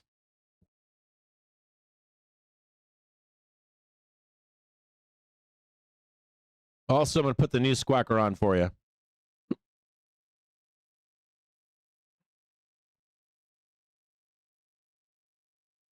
That trade is done.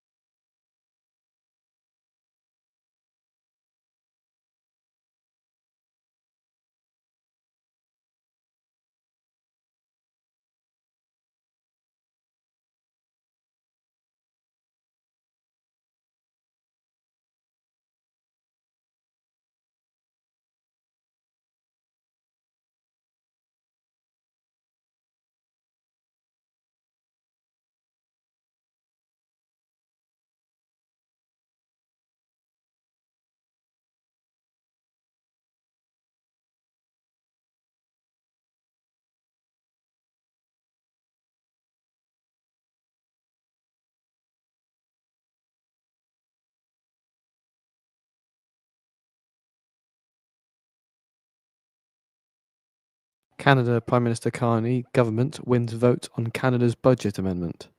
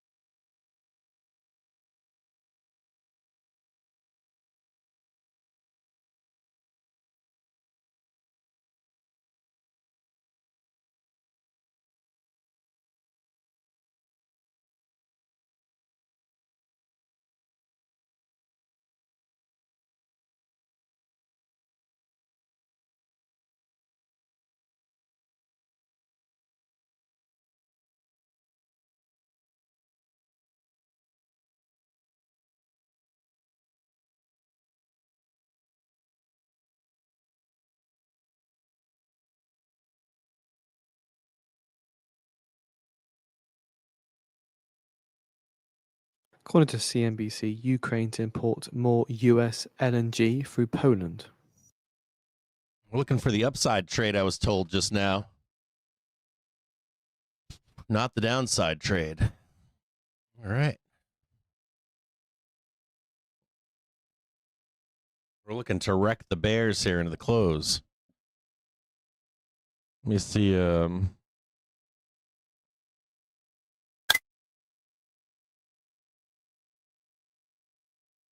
We doing the 20% retrace? We do the 20% retrace?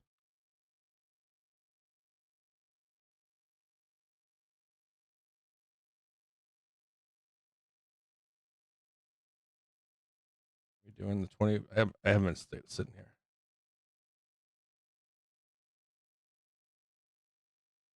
Save that. Let's look at it right now.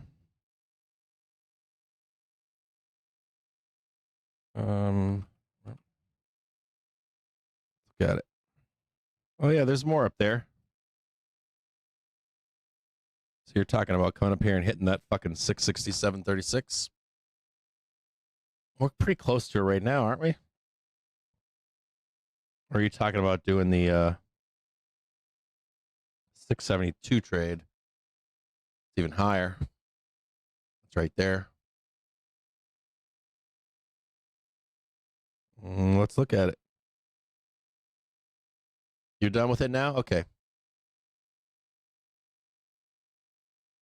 I only see you finished it? Okay.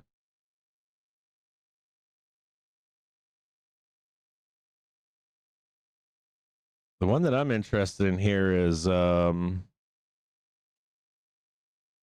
for a sell, I'm looking for it'd be this one right here, right? I would think.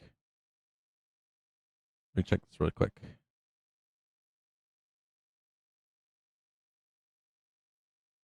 Man, all this fucking selling, dude. Like there's a little bit of like daytime selling. And there's another rip here to 667.34. Right in here. There's a little bit more uppies here. Like right here. Maybe a little bit higher, like right here.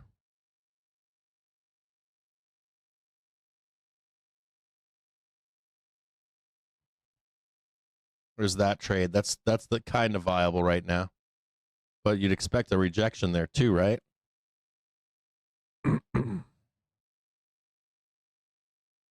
Let's check.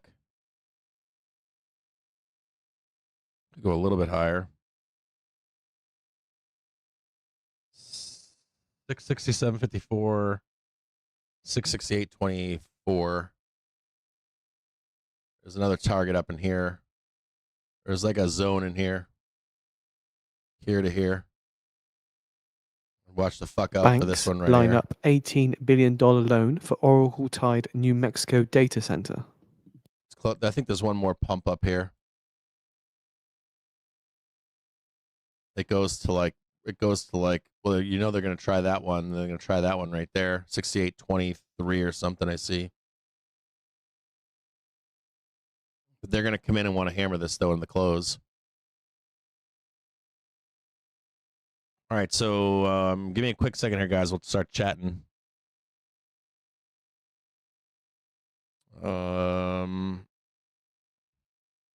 So there are sellers here. I want to just warn you of something really quick, okay? There are sellers here. Now, I ain't showing them here on... This ain't showing them, but they're here. They're hiding. They're in here. They're somewhere. I don't know why they're not showing themselves, but they are. Give me a second here. I'll try to get a better number.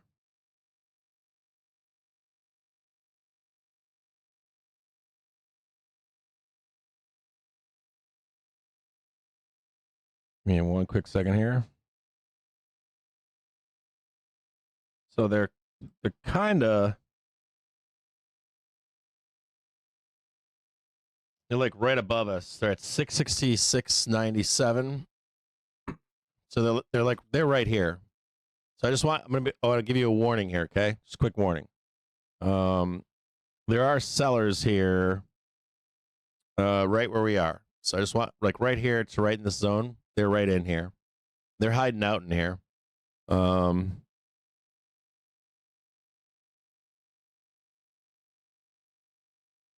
667.30. Yeah, they're up in here. Just be careful into this close over here. That there is like a sell signal. It could go up. We'll draw it like this.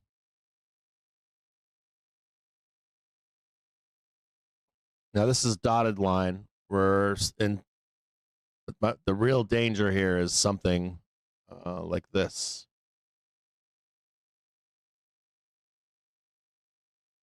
And this could go like all the way down here. Not necessarily going to go down there, but and there's a couple ways we can do this too. Let's go over here and look at this. There's some different outcomes here. God damn it. All my screens are fucked up. Right there. Okay, so hold on, I gotta fix this stupid shit too. Okay, so there are a few things you need to or consider. So this is a losing week. And when I talk to you about buying begets buying, and I talk to you about selling begets selling, right? When we come into a winning week, right? When we're like, hey, it's a winning week, what do you expect on Monday, Tuesday? You expect the inverse, right? So it could be like the outcomes here are varied. What we can do here is we literally could, like, we don't have to go down anymore today. So if the market doesn't want to go down, it doesn't have to. Even with this like notional selling that we have, we could literally like trade this sideways, believe it or not, and then come back on Monday morning, and that's your bounce to get out of here. That make sense? This could even be something that takes into Tuesday, and then we're out of here. That's one outcome. Another outcome would be where we blast down here, touch this right here, rise up on the weekend, like a flat weekend, and then come back down on Monday, Tuesday, and then we're up and out of here. That's another option. Another option here is that we do actually squeeze up. I would be afraid if we did. I don't think that this is a very low probability trade. Very low probability. But if you were to be able to get up here and the coast is clear, like riding up in here or something, even up to there, I would expect a bloodbath into Monday. Not a crash or anything, but this whole area here is probably not done. Maybe it is, but there could be some real fuckery in here is my point. And this can be done today. It can be done over the weekend. It can be done on Monday and Tuesday. Just be aware of this next week, Monday, Tuesday. Depending upon where we close the market here today, there could be some continuation and stuff like that. Hold on one second.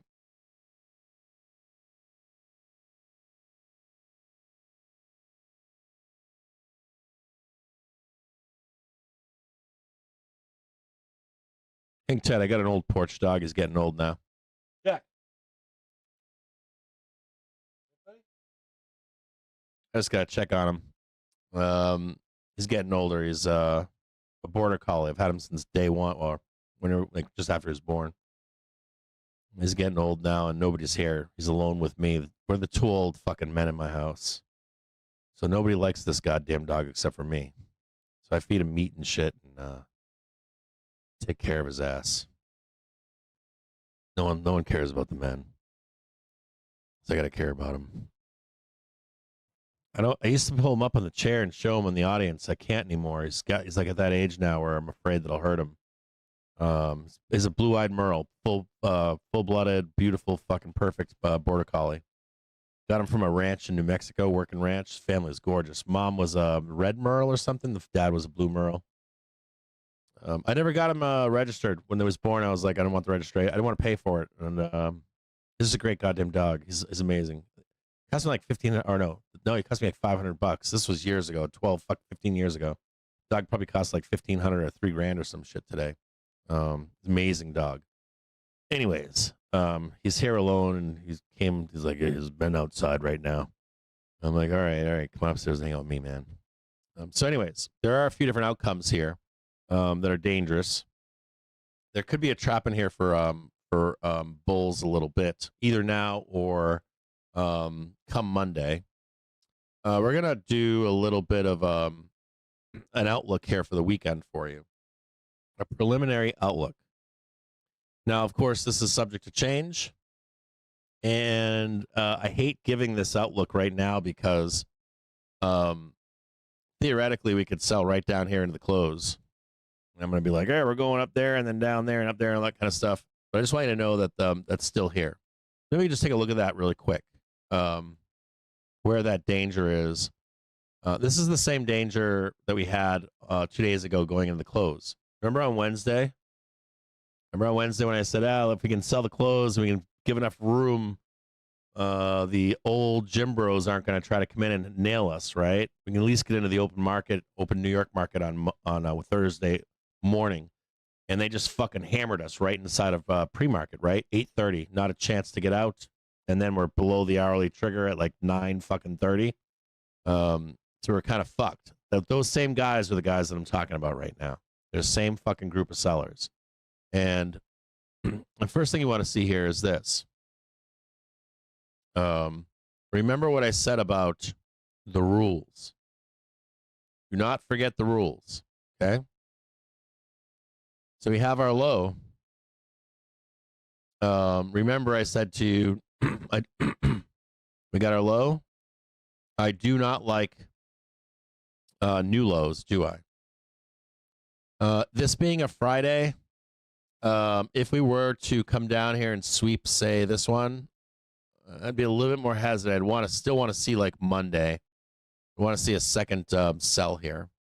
I don't like closing on Friday in this fashion, the way that we're closing. So just that heads up that come back down here into this close by chance. I'm still up. We even dip down here. I'm still up. And I don't like the fact that there are these flows down here. There are these fucking flows right here.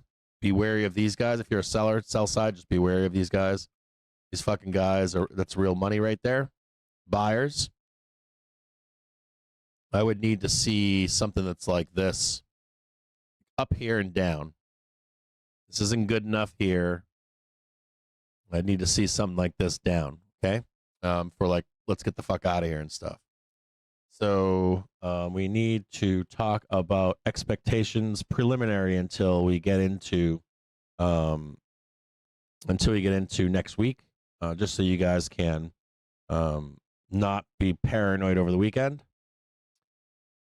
And we're gonna chat about this right here and what to expect into tomorrow and that kind of stuff. So the first thing we're gonna do here is we've got this bottom right here, right? What we think is the bottom. Go back to an hour.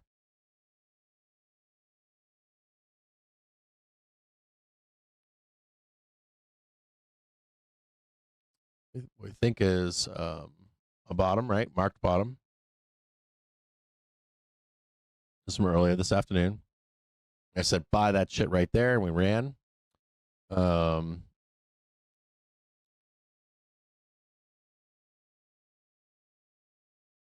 This is all the same bottom. This is all the same bottom. Whole fucking thing, same bottom. Rest of it's noise. There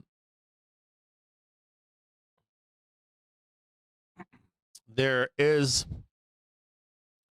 How should I draw this? Just like draw it like a fucking. I don't know if I should draw this or not, but because this will freak people out. But I'm not going to draw it right now. I'm not going to do it. We haven't opened this up yet, so Not going to show that yet. Or should I show it? I don't know if I should or shouldn't.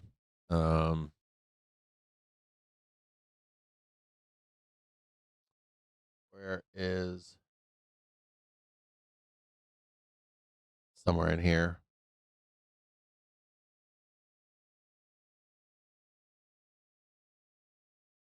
There's this like whole buy zone down in the 50s, but I don't think we get there.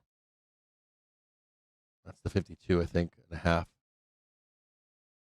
I don't think that matters right now. These are all fucking buyers. I'm not gonna put that on there because I don't think it matters at the moment. But I do want to show you these sellers up here. There's like an intraday seller group here. They're already being overrun at the moment. That's good to see. And then there's these guys up here. This doesn't show it well. I don't like that. Just show like this. They're right here.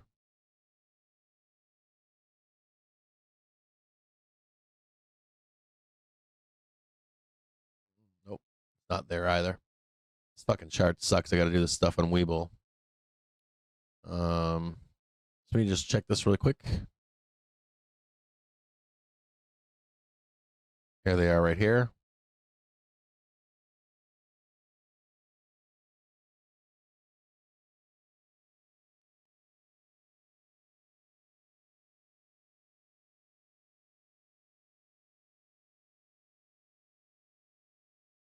That shows it a little bit better.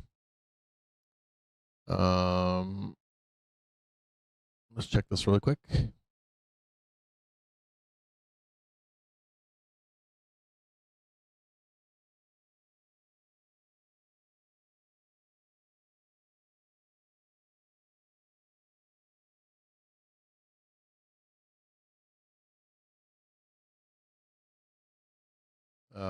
This is going to tell you if we're going to go up into the holidays. Same number, 674.75. This is the magic number right here. This was the magic number past few days too. Like it was like 676 change, 674 now 75 because we're under. Before it was 675, 676 I think and change. Now it's underneath. We're in the reverse now. Let's go back to the day. This is what the bears don't want to close. Want you above this today.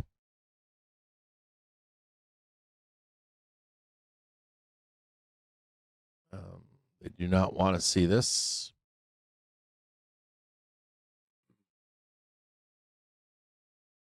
On a 4-hour basis, this is the target.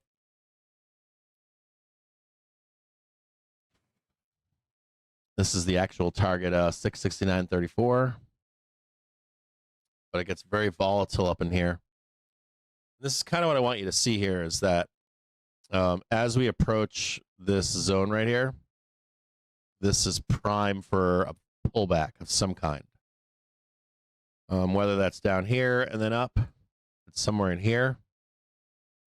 There are some lower places in here, the 1 and 5 minute. It could go dap, dap, dap, and then up, and then down, and then up. You'll have to watch those back tests and see. This is all that matters right now. The number you need to get above for the exact number to get above for the holiday trade to be intact is right here. It's 676.35. So I'm going to show you this really quick, okay? Bulls need. I want to show you something here. So I want you to see this right here. You know, at some point in the next week or two, before we get into Thanksgiving, I prefer faster. I don't give a fuck what this is. I don't care if we do that. But when you make this run up here, you need to like hit this one like a tip. Come back down. See that right there? And you just need to do this. That's it. That's all you need to do. You don't need no all-time high. You don't need anything else. You just need that tip. You do that, I don't give a fuck where we go. I don't care if we come back down here.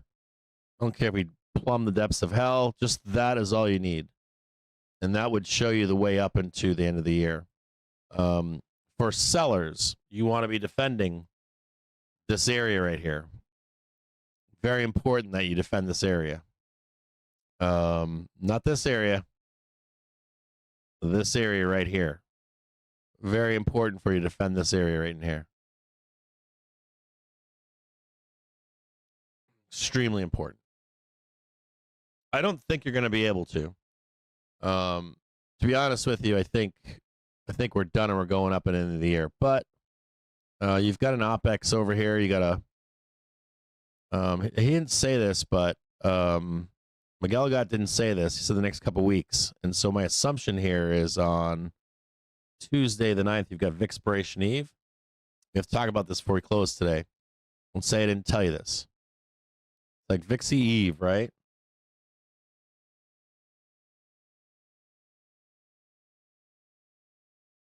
He said today, give it a couple weeks. And this is my assumption here, which I agree with. You know, we have Vixpiration. We've got OPEX right here.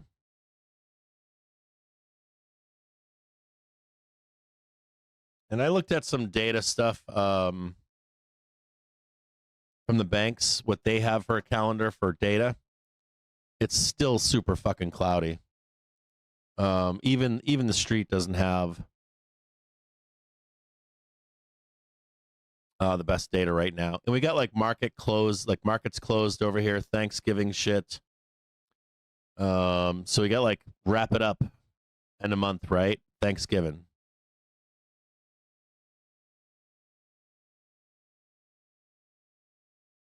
T-Day, Thanksgiving, all that kind of stuff. So I want like scale up for a little bit and just chill. And the reason I'm saying that too is because Charlie today said, give it a couple weeks. We'll know more. I think he makes a very, very valid point here, which is you got to remember that if these fucking bulls that are all long into, and myself now too, right? Anyways, all these bulls that are long out here, go to 4 hour. All these fucking bulls, myself included, right? But I'm buying down here. You got to remember, like, the bulls are placing their bets for 700 and 720 up here.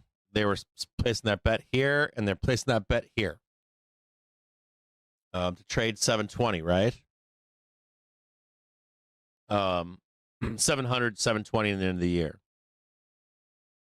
Target is up here, 700 for Christmas, and 720, I think, was the other one up here, right? Somewhere up in here, right? So theoretically, they're looking for like 700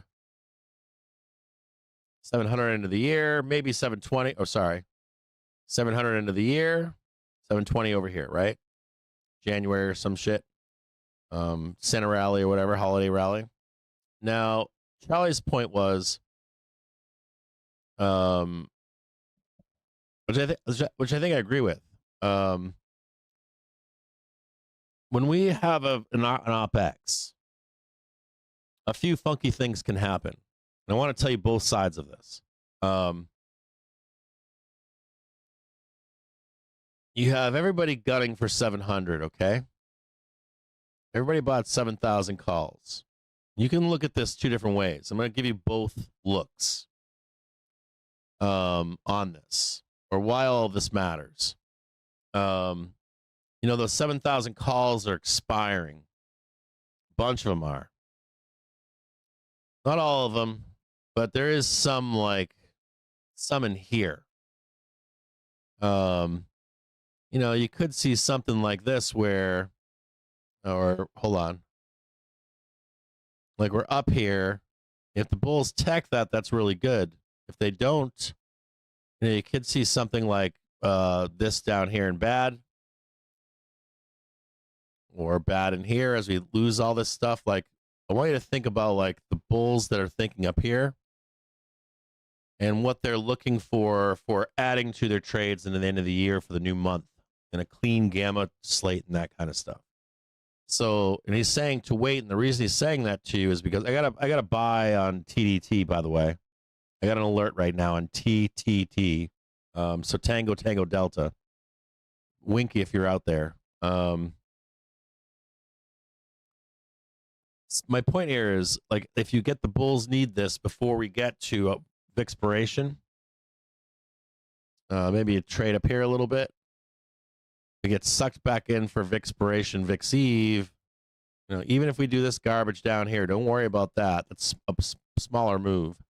You know, and then all of a sudden you're holding the line down here, coming into OpEx.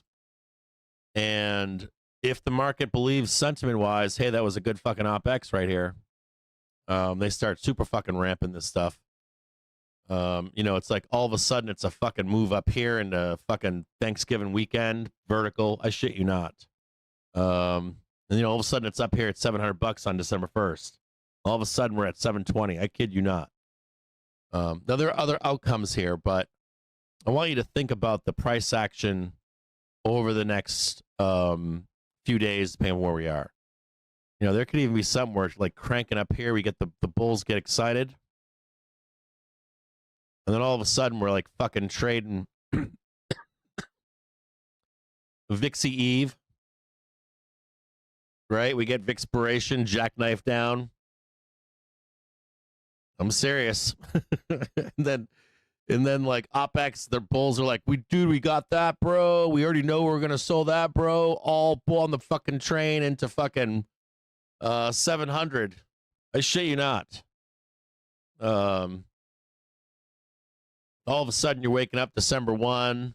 Fucking bulls are screaming, partying. I fucking shit you not. Then we come into like December new flows, right? Who do you got selling into you? Fucking, you know, CTAs, blah, blah, blah. All of a sudden, we're on the daily trigger again. Fucking early December. And now you get all the fucking weirdos screaming 720 again, 710. We're going to do the holiday rally in January and all that other fucking noise. So I think that Charlie is telling you that you want to just chill the fuck out and like see if they fail this. You know, see if the bulls are now like the sentiment is shifting even more bearish. They don't think they can get the 700 and the 720. They start buying fucking puts and all that other kind of nonsense down here. There goes your fucking second low over here. And now we're starting to talk about rolling the fucking daily trigger off. We're talking about fuck the new year, and we're going to sell down into December 27th. So do you see, like, before we even get there, there's work to be done for sell side. There's work to be done for buy side. And meanwhile, you've got people going, we're going to crash over the weekend. And it's like, bro, just give it a minute. It's like, calm down for a minute. You know, you want to crush, like, just like that 1010, you want to crush bull dreams in here. You know, it's like you come back, you start crushing bull dreams. They just begging and trying to get out. They'll probably even lie to you, bulls, and tell you we're going to 720. And in fact, they're de-risking into the end of the year. So I know that on your timeline, what you want if you're I know what you want if you're a bear. Not smart bears, but I know that like a lot of guys want to see this and this and this come back over here, you know, fucking violence everywhere. I get it. We're not in risk off mode yet. When we do these kind of things, we're already in risk off mode. We're in sell the rip mode. I would expect shit like that down here. But up here, we're not fucking there yet. So play the game. You know, if you're like, hey, I want to sell this shit into the depths of hell. I think Charlie's just telling you, yeah, like, how about you fucking wait for him to fail up here? You know, they start fucking failing and start talking about selling the fucking bulls to the depths of hell. And I think he's right saying that. And I think that even Charlie would admit, or a seller like him would admit, if you see, regardless if it's like moonshot up here, or we come up here, back down, fuck around. But if we come up here and like Vixpiration, you're like cranking up here on like fucking Tuesday, all of a sudden you get yourself a nice little party time on fucking Wednesday of next week. And then we're just fucking fading this bullshit. Everybody's like, yeah, bro, we're going to fucking all-time highs or something stupid. And all of a sudden it's jackknife down, but you hold all that, and then all of a sudden you're up into OPEX, on 700 calls that were fucking sold back here on the first. So, like, I think even Charlie makes a fair point that you want to look for failures from buyers. I think that's the simplest way to put it. You're looking for failures from buyers. And are the points right here. Well, here's one of them. You want to see a failure of basically 676.35. You want to see stalling out into VIXY Eve. I think I told you this this week, right? I said to you, I don't like the idea of being down here on fucking OPEX and VIXY. That's even more bearish. I was like, the earlier we do this and get out of here, the easier it is to say bye-bye to trend, or to bye-bye that we're going to break trend. So I think that if you're wanting to get short, if you fucking listened to me, which you didn't, on goddamn October 10th, allow the buyer to fail. And you're a retailer. You're not a machine. You're not a computer. You don't have fucking $4 billion. So you just let these guys do their thing. If the sell flows come in, you can then hop on it and chase those sell flows. But for right now, just by looking at this right here, for next week, so you got Monday, Tuesday, right? Even for right now, no matter how we do this, if we do this at the end of the day today or Monday, I would want to see just this right here. And I will do it like this. This will be the up move. I would like personally to see that. And then I would like to see this. I'm going to make this a dotted line. It's not required. Somewhere like this. And I don't care if we go up here, and I don't care if we go up here. Oh, I'm going to change this. You remember when I do these moves? This is a 4 hour, but let me do it in a 1 hour. Hold on. You got to remember, in a 1 hour and a 4 hour, there can be, in a 1 and 4 hour, there can be a lot of moves within that hour, in that 4 hours. This is just general trend, right? We can trade all this inside of here. We can come back down here, go up here. It's only an hourly base. Why we do the show is because of this. But what I want to see in here is something like this. Just on an hourly basis right here. I'm fine with this down move right here. And I'll even go as low as this. This is Monday. Monday, 9 a.m. I'll even give you that down there. Maybe Tuesday at the most. At the most. That's a dotted line. Dotted line doesn't mean shit. This is the buy. And then we got another buy if we go down here. So the next one would be like this. Up into Wednesday. 1600. Right there.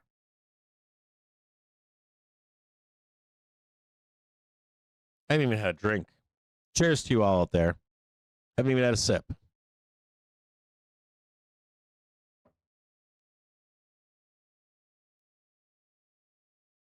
That's all they need to do. Let's get David saying he's taking it off. That's because it gets risky up here. Reason David's telling you that he's taking it off is not because we're not going to go up here. He's taking it off because you can get shanked here, you can get shanked here, and you can get shanked up here. So the easiest part of this trade is right here to right here. Well, there's another one here. Easy trade right here, easy trade right here. That's why David's telling you that right now. He's not saying you can't go up there. He's saying that it gets risky up here. And you don't even need to. You can literally go up here, touch this, come back down, touch this, down, just roll down. Remember, this is an hourly basis. So right down here, this would be the worst that I see right now. Worst case scenario. I want to see something like this. And I only care about this being tagged. The next one for me, the next major one would be right here. So you can see that.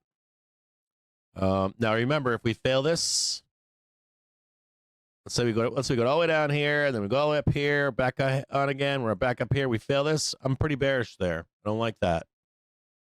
Start plunging back down, making new lows. You know, it gets sucked back up into expiration. Could be bad.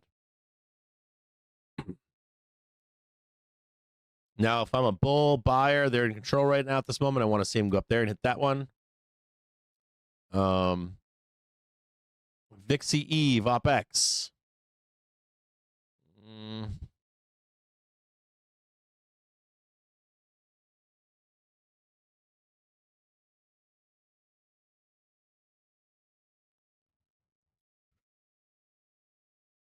I'll draw it like this. Make the target right there.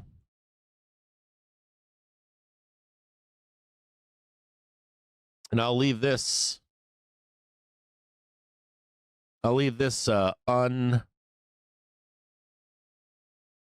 that one down there. Where's Monday, 12 o'clock? Right there. And flush these fucks out. And this is your next target right here. We'll find out what happens in there. Now this daily trigger or this hourly trigger should come down. Flatten out. Turn us up. If you want to start talking about later next week, into Vixpiration Eve, I would like to see something like this. Wednesday, what time? 8 a.m. Come down into like 10, 12 p.m., 10 a.m. Right there. Smash this fucker up. Piss off everybody. It's Thursday, Friday. Thursday and Friday. Here's Friday, Thursday, right here.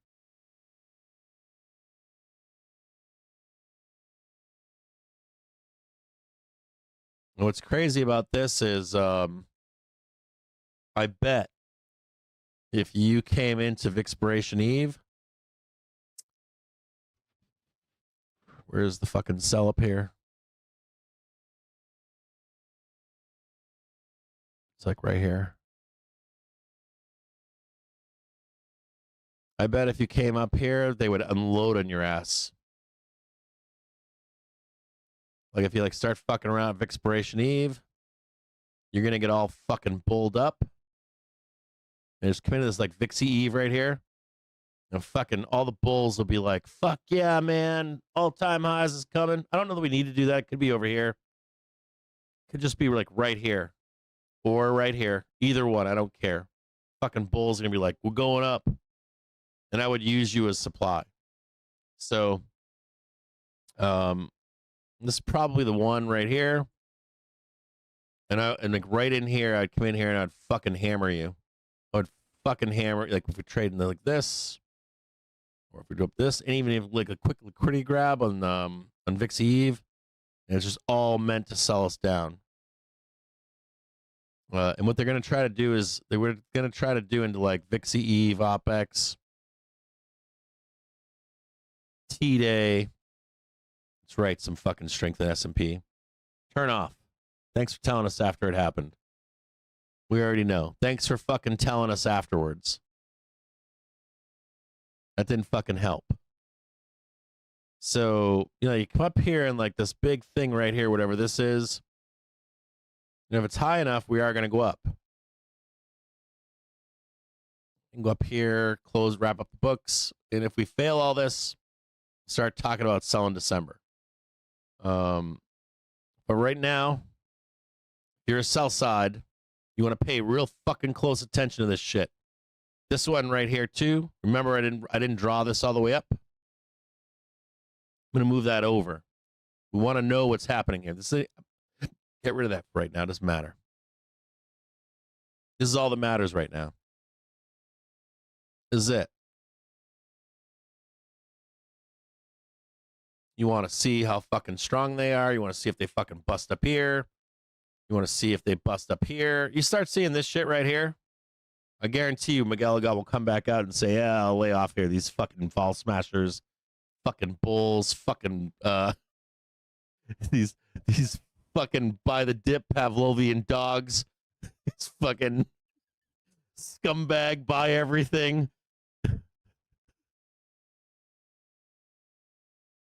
There's your fucking there's your V-shaped recovery.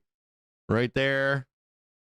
Right there. Right there, right? All of a sudden we're down, all of a sudden we're up. And I'm only giving you this dotted line because if there's any fucking nonsense on Monday. The only reason I'm giving that dotted line is because I'm kind of like bullshit on Monday. You know, in truth, you want the truth? You're likely going to wake up on Monday morning, right? You're going to fucking try to sell your ass down on Monday morning. You're going to freak out or whatever, and then we're out of here again. So this is all you need to know right now. You need to know that the buyers are strong. You need to know that the buyers are strong up here. This is what really matters here. I promise you. I'm on my life, on my wife, my kids, on everybody. If you see the rejections starting, no recoveries, that could be a problem. But if you start seeing these fucking bulls, like, you know, down here, break back up, get the fucking, because you got like little inflection points and another inflection point. See some stupid shit like this up here, and the fucking bulls are doing that shit, and then they're fucking dunking on you up here. That ain't good for sell side. So you just got to make sure. And you got to remember too, right? None of these fucking buyers have left. None of these buyers have left. None of these buyers have left. Calls are now cheap up there. They're cheap as fuck. They got call buyers at 700, fucking 720. They were like fucking $15 call. They were like $20 over here. They're like $2 now. I'm a dealer. I fucking just pocketed, and I'm an option seller. I just took a fucking $20 call. I pocketed 18. Fuck it. You want to take it up $10? I don't give a fuck. Like, I took all my money. Now you're buying it again. You know, making more bag holders. So they don't care, you know. Just pay attention to this, right? Pay attention to this zone. From here into Monday. And please, I'm begging you again. I begged you on October 10th. I'm going to beg you again. Just let this play out. We were waiting for this moment. We got it. We got a nice fat wick down here. Here's 670s right fucking here. Just be patient. Let the machines do their thing. And if we're going to sell this market into the end of the year, we're going to find out really fucking quick. And your next opportunity for that, I'm with Charlie on this, is over in this zone here. This is probably better than any data right now that you can get. Is VIXI Eve, OpX, and Turkey Day. And I want to warn you of one other thing here if you're on sell side. I told you about VIX. They got the VIX up. In all bull markets since 2017, if they get the VIX up, like right now, we usually melt right up into the end of the year. Or trade the fuck up into that 700, 720. So just take that as a warning. I would need to see that failure that I'm telling you. I would need to see like this kind of shit. Like into these time periods. If you don't see that shit, guys, they got their fucking VIX up today. So just hang on. It's a nice little target right there. Right where we are. Be really like, if you're sell side, I don't hate sell side. I don't fucking hate sell side. That's all lies. All bullshit and lies. There's some gaps that need to be closed up here too. I just want you to be able to make money. And I know that most of you are not kick-ass traders. You look good for a week or something. Some of you are really kick-ass sell side, but it's still only like 1 out of 100 of you, 3 out of 100 of you. I'm talking about the regular guy. You're trying to get back in like the regular bear. Let this play out. I say this to bulls all the time. Like, just chill, fucking chill. I'm saying it to you now as the seller. You got to let this play out. If the buyers don't fucking show up, hammer the fucking sell button and shit all over the bull parade at the end of the year. I think Charlie put it best. Give it a week or two. You want to be watching what happens on Vixpiration OpEx.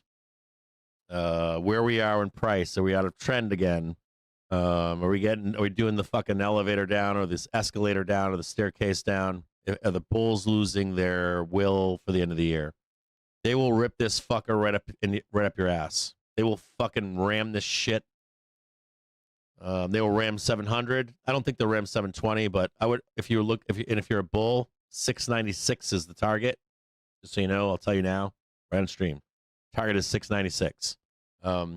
You could get the bulls then fucking around and like fucking Christmas for like 710, 720 in January. Don't trust these fucking bulls, man. I'm telling you, they've been Pavlovian dogs.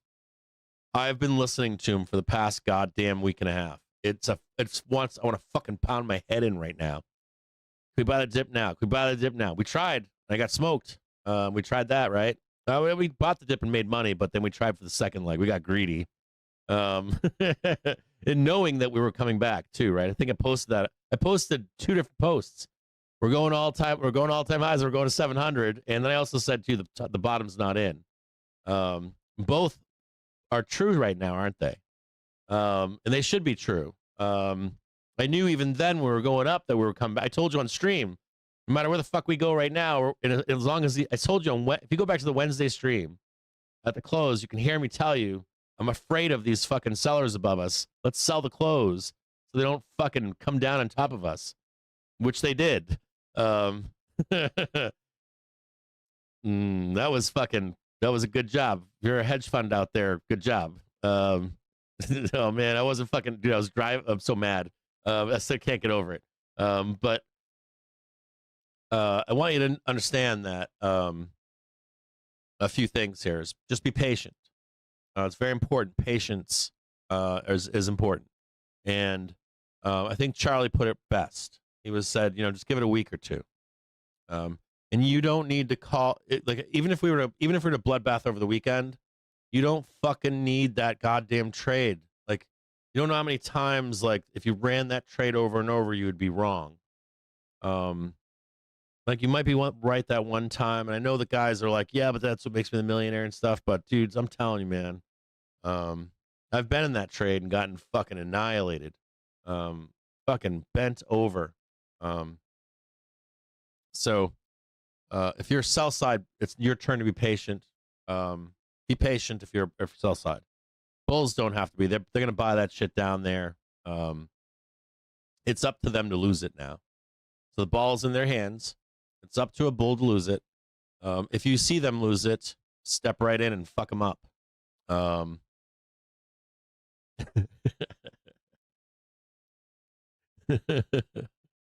know you don't want to hear that because we are still in buy the dip. Oh God, I hate saying it.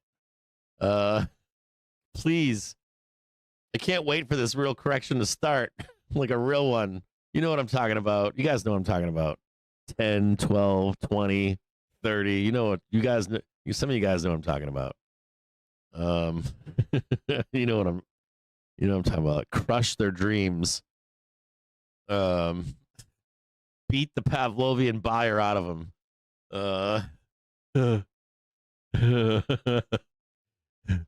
You know the one where they all disappear? They delete all their Twitter accounts. We get a new wave of them come back in again in a year or 2 or 3 months or 6 months. Twitter gets really quiet. I know which one you guys are talking about. I know the exact one you're talking about.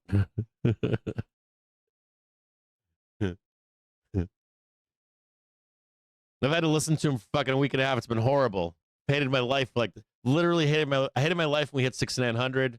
I hated my life when we came into the end of the month and we came into the first week. I'm like, I'm gonna have to fucking go back and just be like, just cool off, be patient.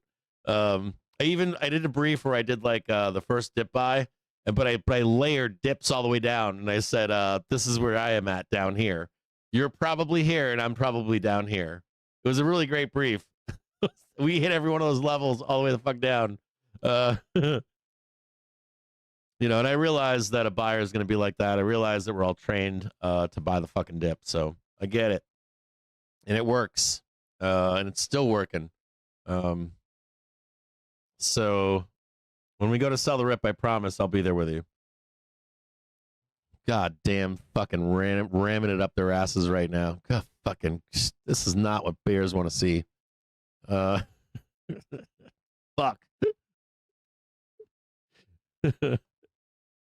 Big giant fucking green bar right now, ripping faces off. So fucking terrible. Let me just look at my shit really quick. Oh God, yeah. Did anybody buy 690 calls me earlier? Yay.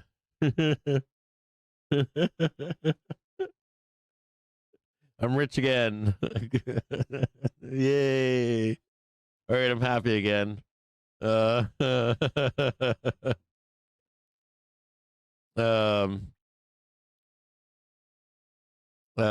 Fuck, yes. Been waiting for this fucking trade for like fucking 2 weeks. Oh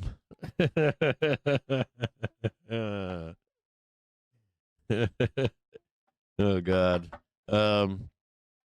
So I will into the close, say the next hour or whatever.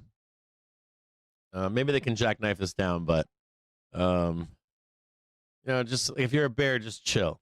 I think my message isn't for the bulls right now. It's for the bears. Just chill, take a break, take all your money. You made a bunch of money, right? Last week. It's been great. I'll play some bear music. And take your money, fucking take your wife out this weekend, take your boyfriend out. If you're a bear, take your boyfriend out. Take your wife's boyfriend out, and we'll play some music for you. Matter of fact, I'm gonna play a cool song that just dropped. Played it on Twitter, I think, last night. You know, play it again. I think this is like really good bear music. It's like rapping and techno. It's actually some people are trying to call it that it's not techno, but it is. It's fucking like tech bass or something. It just dropped like 3 days ago. I'm gonna play it right now for you. You might want to turn your speakers down. I want to play this jam. What the fuck is it? Here it is, right here. Maybe I'm not gonna play it for you. Hold on here. Let me see if I can play it on maybe YouTube or something. I don't know. Play it here. We'll lose the Google AdSense money today. I'm going to treat the bears. Congratulations if you're a bear. Take the fucking money and run. Told you that was the bottom. I screamed it on the stream earlier. Close up your shits. Make a bunch of fucking money. Congratulate yourself. Go into a bar and slap a bull. You know what they look like, right? They got nice clothes, nice haircuts. Fucking got a hot bitch. Take their girlfriends. Be like, get the fuck out of here. I got this. You know, shave your chest a little bit. Steal some bitch bull's boyfriend or girlfriend over this weekend. Well, I got a few good jams here. Well, I got like 3 dope jams to play for you guys. I think. Please play it. Oh yeah. Yo, I got guns in all of the counties. All of them. Brown and white like a bounty. Oh. And Paso Brownie shout me, telling me her boyfriend's lousy. Talk of the town. Me, I'm the talk of the town. A91. Turn this shit up for me too. They know that's RP gang. Talk of the town. Me, I'm the talk of the town. Golden girl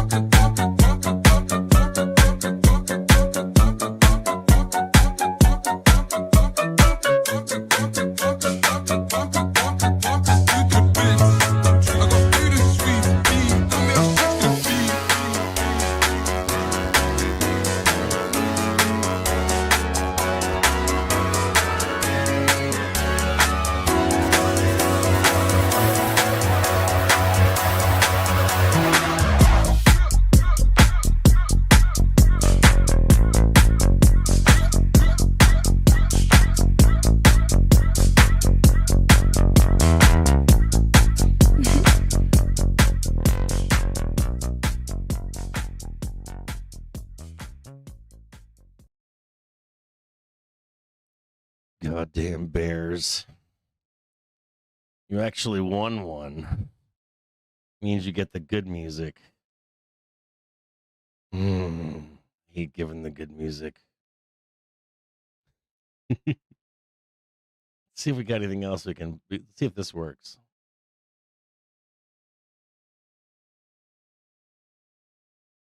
I think I can hear my wife in the background singing right now. I can actually hear her singing this song. Are you getting down with the Bears? Open up your bedroom door. Let your mum hear this. Bears coming out for the ladies this weekend. To the music. Yeah.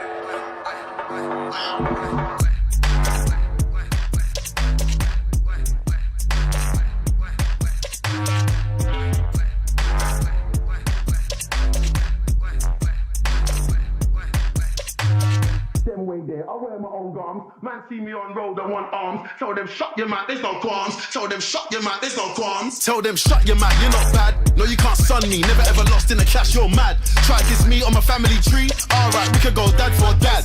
Why you murking so many MCs? Cause they don't know about grease. I was really in the field with the G's. We were testing out waps on trees. My first whack came in a boxing glove. Got my second one for some weed and peas. White light told me the reason, please. That ain't gonna impress me. Cause real recognize, real recognize, real recognize, real recognize, real. I'm so real. They recognize me in Widgemore Hill, Primrose Hill, Brixton Hill. You're not a bad boy and I'm a down that hill. But the shower man recognize me. Cause real recognize, real recognize, real recognize, real recognize, real. I'm so real. They recognize me on wave and track. They recognize me on grime and drill. You're not a bad boy and I'm a down that hill. Love it, man. I want to get my balls out, man. No, I want to get my balls out. Please, no more weed up, man. Please, man. Young SK, I was going insane. To go radio, I had to walk in the rain. Tell me what you know about surfing the train. No logical thinking, had stress on the brain. One time I had to murk AMCs. Bet any money they won't test me again. Before I did fit pics, I've been a lyricist. Had to make them put some respect on my name.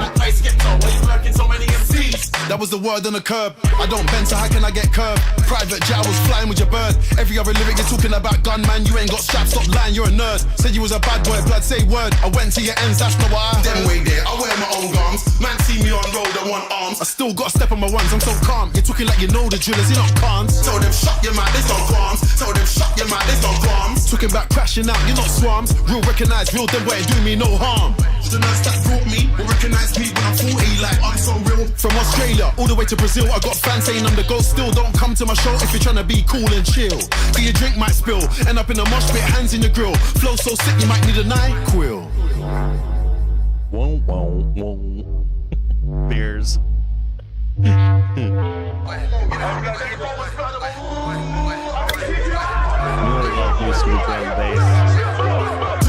Real recognize, real recognize, real recognize, real. I'm so real. They recognize me in Widgemore Hill, Primrose Hill, Brixton Hill. You're not a bad boy and I'm a down that hill. But the shower man recognize me cause real recognize, real recognize, real recognize, real recognize, real. I'm so real. They recognize me on wave and track. They recognize me on grime and drill.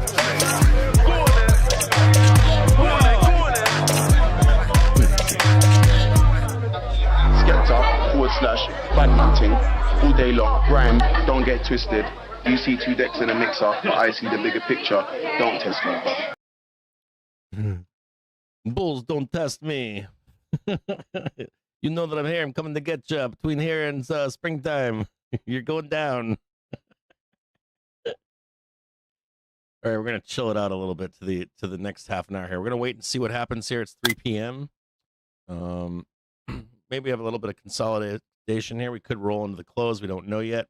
I want to be watching this level here. It's 667.14. I'm gonna play you a little bit more chill now. Okay, same guy actually, but real chill. It's like a DJ and a couple rappers, but let's see if we can turn this down a little bit too.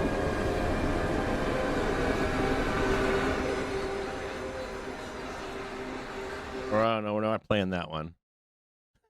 I'm not playing that one for you. Hold on.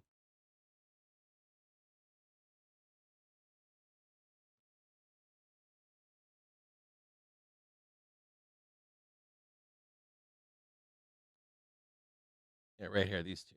This one right here, it's nice and chill.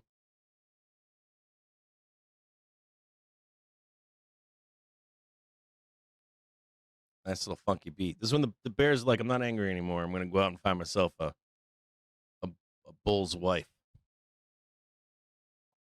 Turn this back. Let out all that stress. I love you more than all the bottles I've seen the bottom of. With your hand in mine, bottoms up.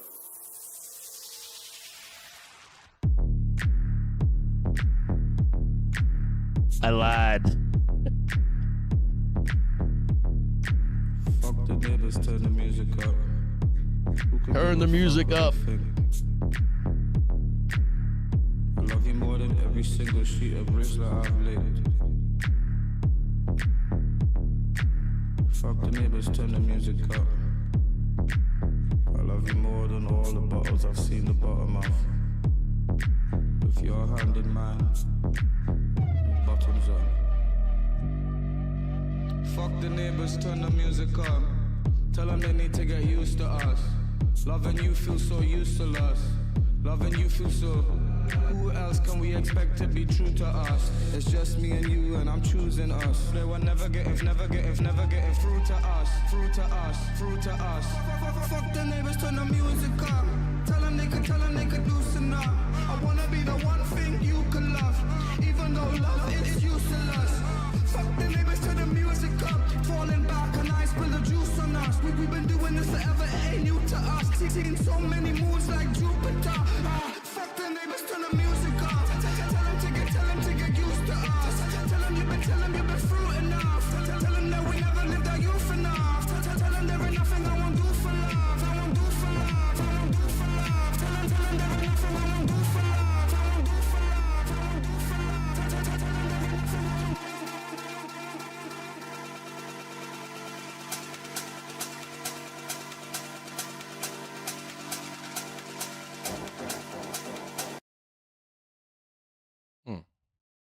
Oh, that's too bad.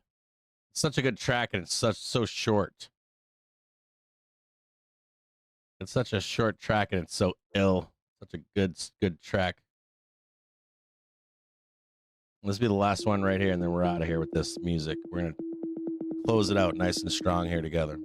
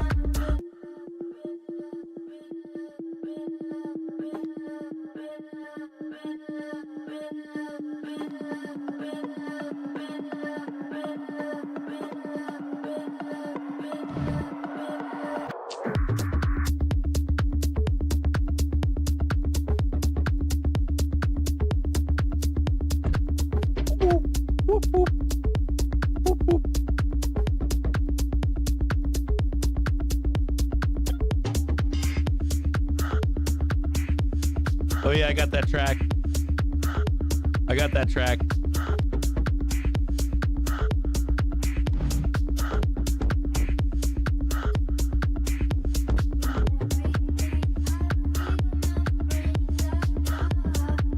I'll play that shit.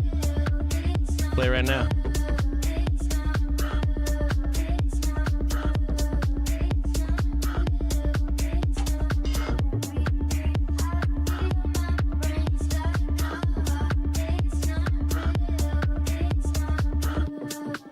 If you want the best from him, dude, I think the guy, I like his live shit. All his live shit is dope as fuck. All the collabs and stuff that he does is baller. I think this is more vibes, right? I think this is more vibes.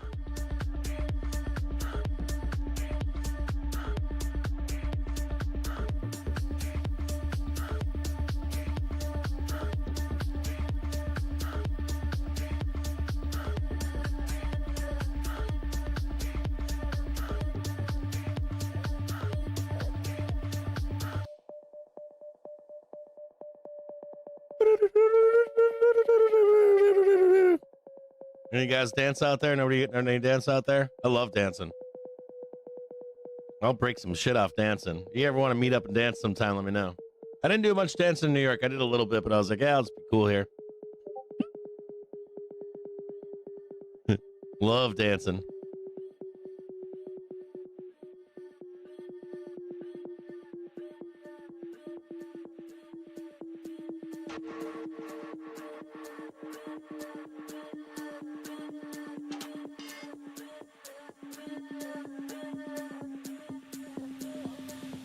Same artist right here. This is all the same guy.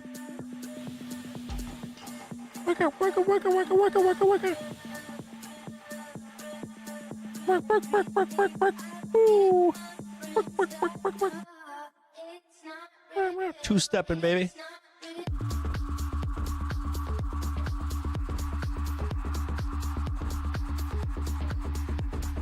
Hell yeah, Macuella. That's gonna be a good show, man. Sunset, baby.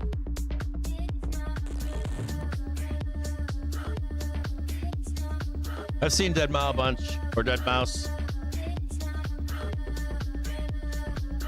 Big, huge. The light show is gonna be insane.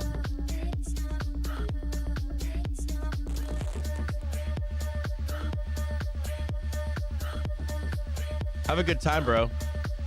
Are you gonna meet up with Molly or no?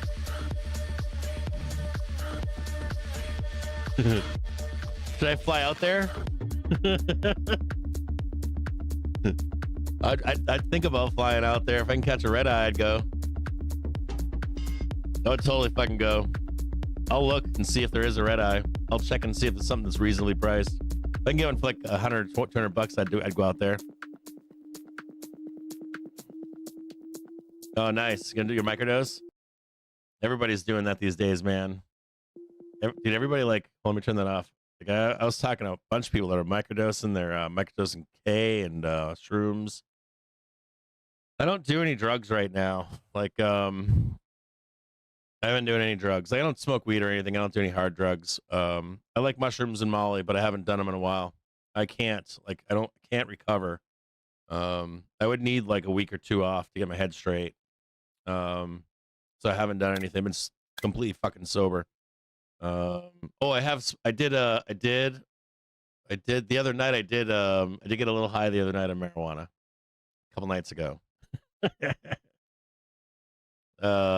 Late night with the wife. I was fooling around with her and stuff. We took like a quarter of a gummy.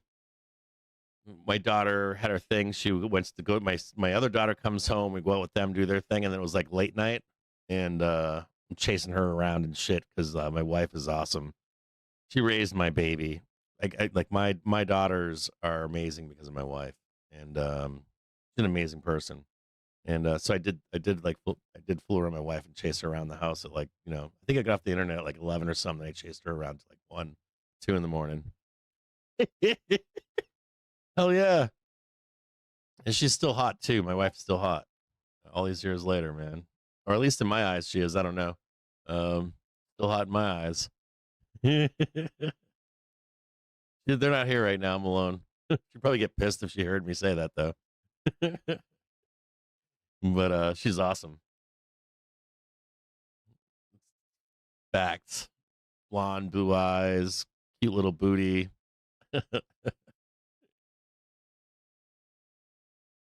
She's always been the one for me. The one the hottest one I've ever seen in my life.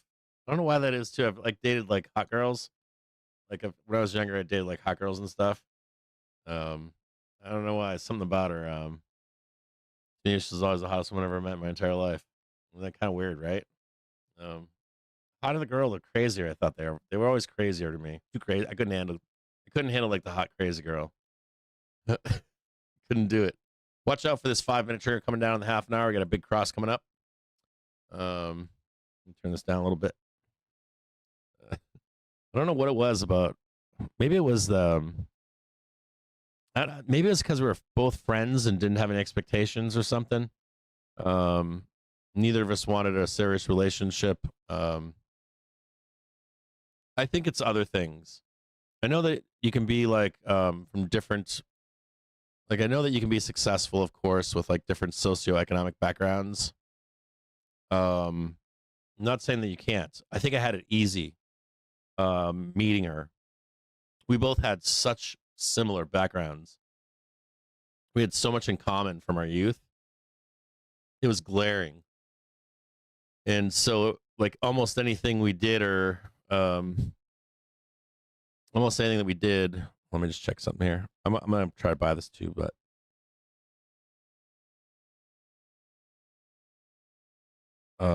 almost anything that we did was like, or like our, like, dude, when I was a kid, this happened to me. The same shit happened to her. It was like almost the same fucking background. So I think it was just easier. I dated other women that didn't have the same background as me. They were hot, beautiful, awesome people. But I think it was just too easy. Watch out. You got a 1 minute watch this right here. You got a 1 minute curling over, right? See the 1 minute triggers crawling over right now. You got the 5 minute right here. This is all predictive stuff, right? So you got this right here. And you got so far consolidation, right? You always want to, this is the same shit. This is the same as the bottom. It's in the inverse right now, but you want to see if there's weakness of buyer weakness, right? Do the buyers come in and actually buy this? Do they make a new high? And if they do, that makes them strong. Then it comes back down again. Then you can buy this to go up. Same thing in the inverse. This would be like the inverse on a down move. Are the sellers stronger than the buyers? That kind of stuff. No, we got along really well. Like, we were like mostly friends when I first met her.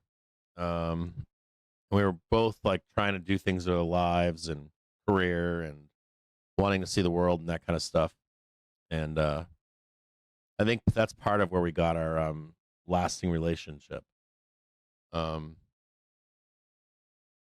think so. I think we'd be divorced today. Truly do. I think we'd be divorced today. There were times raising kids where it was really fucking hard.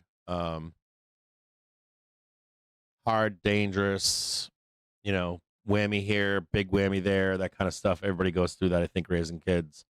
And then I even talked to her. I talked to her last night about this. Talked to her last week about this. Talked to her about the week before. Like the past, since my oldest has gone to college, been having these long conversations about like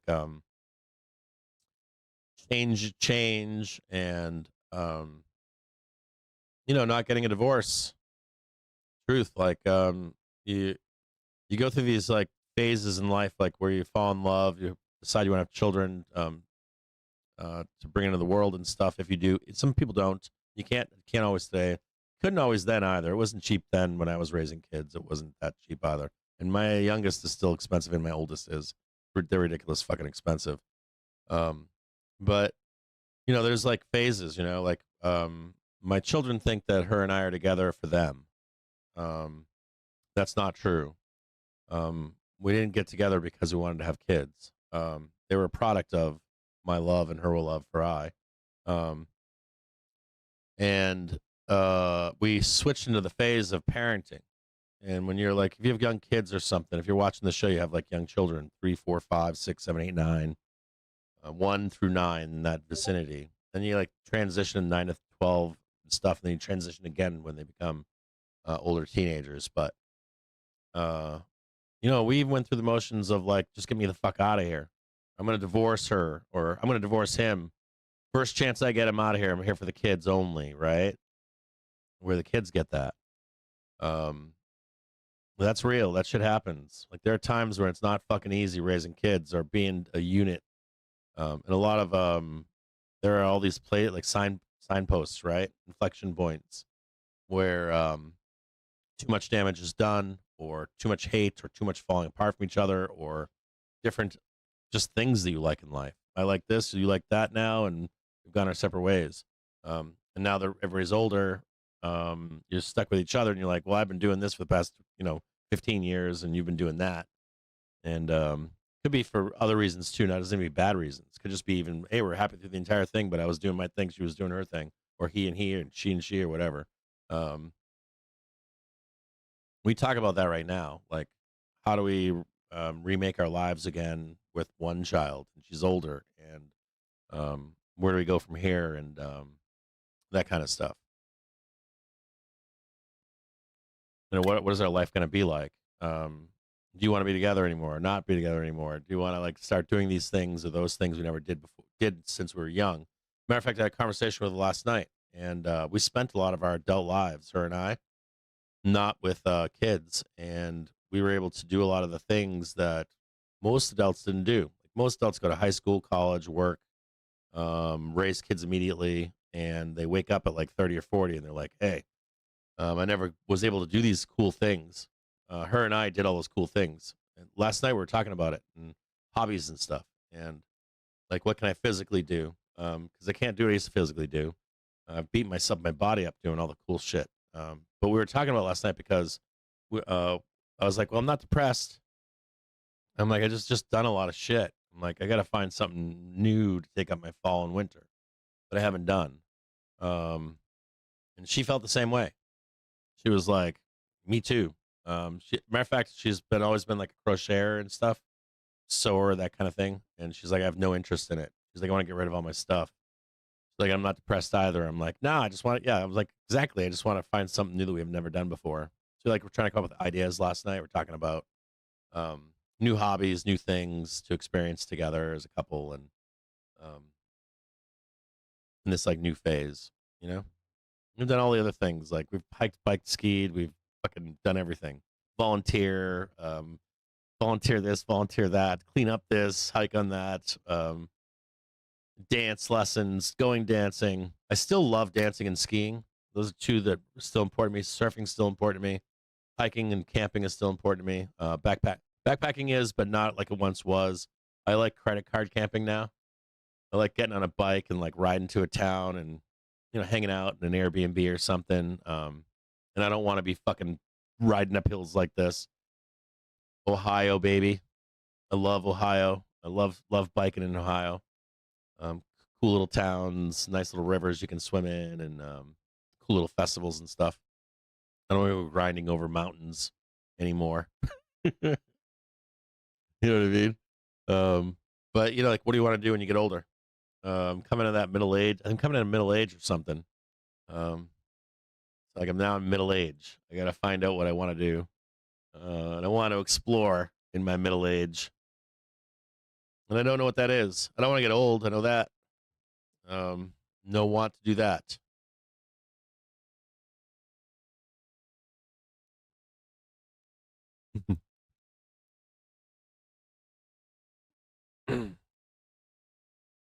Maybe if you're old, you can tell me. What did you like or enjoy? Let's see if this holds or not. Just so you can see it. They're going to try to sell this closed. I don't know if you know that, but if they do, you want to have your finger on that put button. If they try to sweep this whole entire thing to the downside, we still have them down here. So we don't have it yet. Remember that you want to watch the price action. It's the same every time. Come down. I'll just draw it out for you. Same every time. It's enough times that you'll win. So goes down here, right? Test the cross that's coming up. You get a half an hour cross or above the half an hour trigger. We've got a 5-minute momentum positive bullish sweep up here. We could check this if you wanted to on velocity. You can check that if you want. And what you'll do is you'll want to look for bulls to be weak or strong in here. Well, we'll start with the bears. or the sellers. You want to see if the sellers can first break down below this. That would be your first implication that it's weak. It doesn't necessarily count out the buyer. Now, if you don't get this down move, that means that the sellers are not strong. You would then want to see the buyer and see if he like fails in here, or does the buyer push us up here? It's like that. Now that would imply a strong buyer, right? So if you see something like that, they would pull back again, believe it or not. They would actually take the stops of the seller, bring it, believe it or not. I know you're not going to believe that, but all the way down here. And then you would take the long. You'd then take the long somewhere in here. You guys ever get whipsawed in a trade? Because you never learned this stuff. And then you take that long right there. So you don't get whipsawed. So let's see who's strong here. So far, buyers look strong. We need to see them have some completion here. You can usually just count the bars and see, like up here, do they get this one? The sell side ended up getting something slower or not as good, right? Maybe we sweep this one, but no low right there. And if you don't see that price action, let's say you see like no big dips and no big rips, and it's just like bouncing around the middle. That's what the goat calls stuck in the middle, right? So you want to watch that price action too. There's like the up price action, the down price action, and then there's like the stuck in the middle with you price action. You never want to be in this. You want to fuck around in here because they'll eat you alive in here, and they can bring it right to the close. So you got to watch for that too. That'll be the third thing to be looking for. Just watch this closely here. There is a gap to close above at 671.62.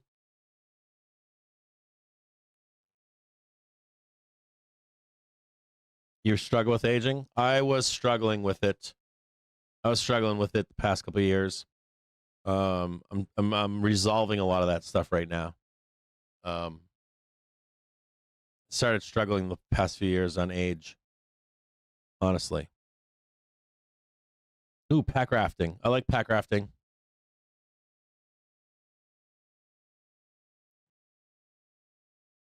I don't know if I could do it anymore. I still kayak and shit. I used to like whitewater raft and stuff like that. I would like to go back and do another trip, and I'd like to do 2 trips. I'd like to do a guided trip down through the green and the confluence of the Colorado, and do the what do you call it in April? The water release, but do the baddest rapids in the U.S. of course. I'm sure that they're called anymore, but I'd like to do that with a guided trip, like with a cook and a guide, and have someone like take me through it, where I'm not like I did. The last time I went through there, I almost died twice, and truthfully, I almost died, and I was so stressed on like beating it, for lack of a better way to describe that, like proving myself to myself that I'm a man, I can live through anything. I'd like to go through it with more comfort, not necessarily comfort where I'm not aware of the danger, but I'd like to go through it, enjoying it more for what it really is. And then I'd also like to do Zion again, but with a guide. I did Zion the whole fucking thing, but of course, same shit, kill myself here, or not. I used to find enjoyment in that shit. I used to find real enjoyment in that shit, as long as it wasn't inherently dangerous. Like I feel like jumping out of an airplane is inherently dangerous. I like a little bit of control. Like I want to be the guy flying the airplane, not the passenger. I hate fucking flying. I would rather be the pilot and not the passenger. And that's inherently, or not really inherently, but I view it as inherently dangerous without me flying. If that makes any fucking sense. I'm in control. Yeah, I'm coming into my 50s right now, so I'm getting close to coming to my 50s, and starting to have like if I hit, like, how long am I going to live, and how am I going to enjoy that part of my life? And I've always been young. My family lives to be forever old. They look good until they're older. I look like shit this morning, but I don't normally look this bad. Just think that I haven't slept in probably 2 weeks. Literally, like maybe 3-4 hours a night at best. Been grinding, grind. But hopefully that doesn't happen this weekend. I'm gonna go hug my wife the moment I get off this fucking stream. I'm gonna go hug her, try to chase her down and have sex with her when no one's around.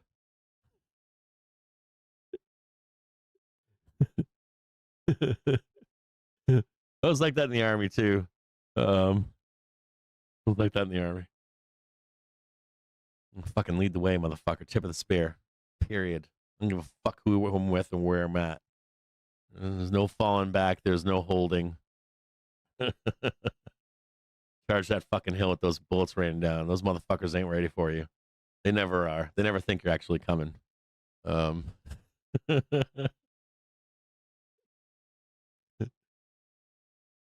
But anyways, I don't know what to do in my life now. I'm like, what do I do? Where do I go? What's the plan here? Like coming in my 50s, I'm like, I want to be healthy, want to look good. I think I got to start I think I'm like really close to doing the men's health thing. I'm really close to like starting the fucking program, so I'll start looking like I'm a 50-year-old, 16-year-old or something. They're kind of creepy looking, aren't they? Like, dude, what are you doing? You're 50. Like, why the fuck do you have like what are you on right now? You're overdoing it right now. Haven't done that yet. My testosterone's too high, but I think I have to go to Men's Health to get that shit.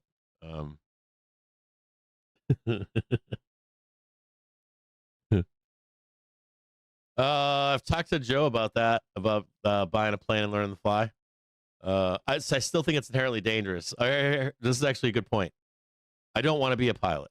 I think that's inherently dangerous. But my brain tells me that I want to pilot the fucking plane that I'm in. I don't like rock climbing. Like I do it. I know how to rock climb. I have rock climbed, like in rappelling. Like actually at Zion, I rappelled. I had to rappel down a fucking sheer face. It was like 20, 30 feet or something like that, but it was dangerous. And of course, I'm doing it without people with me that are qualified. I'll boulder and stuff. But I've always found like rock climbing to be inherently dangerous. Skydiving, I don't know why. That's my brain. I don't know what the fuck it is. I've been sucked out. I've been sucked out in a. I got sucked out with my wife and my brother. In a riptide one time, in a really bad one. I got sucked out in the middle of the ocean. It was fucking scary. I didn't show fear or anything, but I knew right then I could die. But I don't find that inherently dangerous. I don't think sharks are inherently dangerous. I'm not afraid of bears. I walked into a bear den once, hunting. As a matter of fact, I wasn't even hunting. We were just scouting game trails and old gold mines. We're looking for like these little patches. I walked into a fucking bear trap, a bear fucking den once in a goddamn meadow. It was like beautiful, perfect, quaking oaks everywhere. Fucking bear. You guys ever smell bear shit? It smells like human shit. It smells like a bunch of human shit. It's so pungent. You know immediately when you walk into a bear den. If you ever walked into a bear den, if you've never have, right? The moment you have, you'll fucking know it. You'll fucking know it. It's like usually like nice warm sun coming through in the fall and grassy, matted down grass everywhere. Smells like bear shit. Like when people says bear shit, that probably it's etymology or whatever of that word or that saying probably comes from hunters. I'm not a hunter, but I have learned how to hunt. I can't tell you that like I hunt every year or anything like that, but I did learn how to hunt with a legitimate hunter, and fucking A, man, like that was scary as shit. I was dumb as fuck. I should have had a goddamn gun on me. I should have had a big fucking gun on me. That was stupid.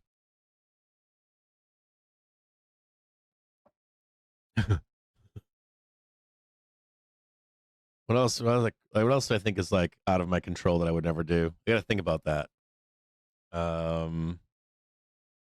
What else? Where else do I feel? What do I feel is inherently dangerous? Opium, but not opium. Heroin. We were talking about opium the other night. Heroin. Never fuck with opiates. ever. Don't ever fuck with opiates. If you need it for sick or something, get off as quick as you fucking can. Stay the fuck away from that stuff. I never did that shit. No form of it. Never, ever. Not even fucked around with it. Not even a good time. Nothing. Stay away from it. That shit'll kill you. You'll be fucked for life. Don't ever do it. Even if you get off it, it's going to suck for the rest of your life. Don't ever do it. I've lost friends to that all through life, different ways. Their whole careers, seen the smartest guys lose their careers, seen people die.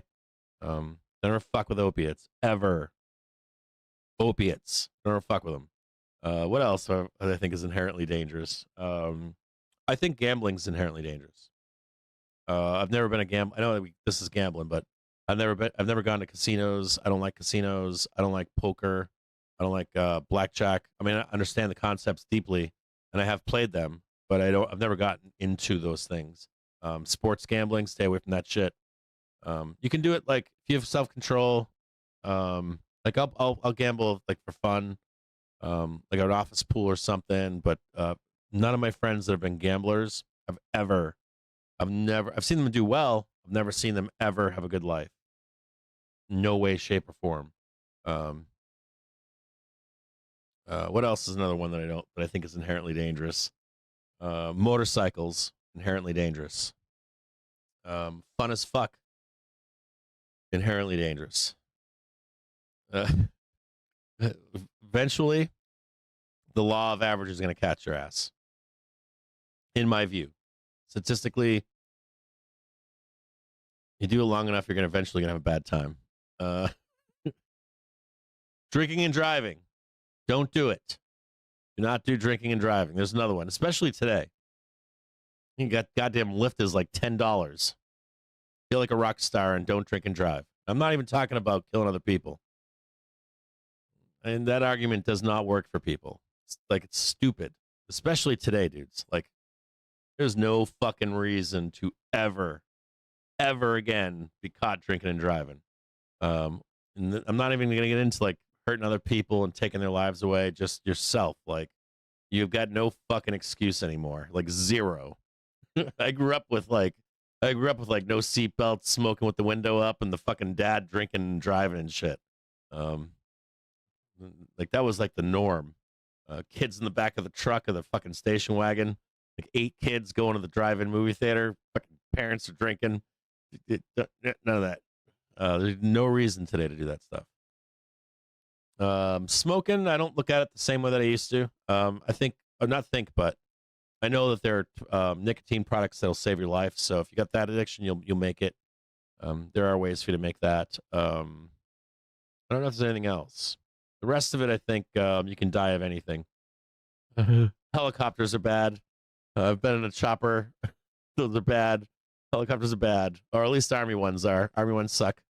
Fuck the Army helicopters. Fuck the Army Chinooks.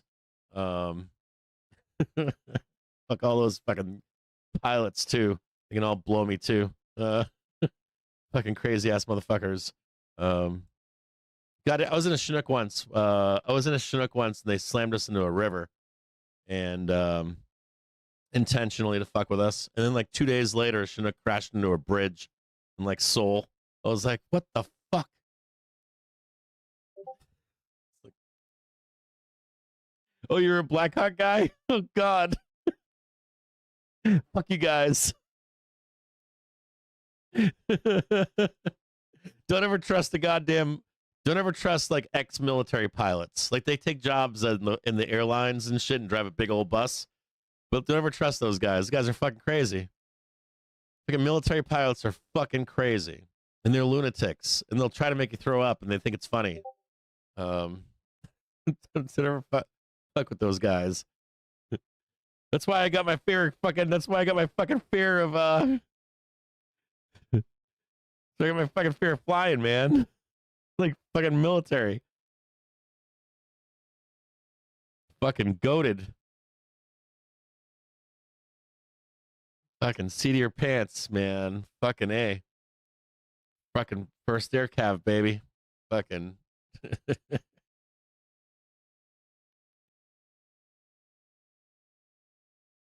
My dad was first air cav. 101st Airborne.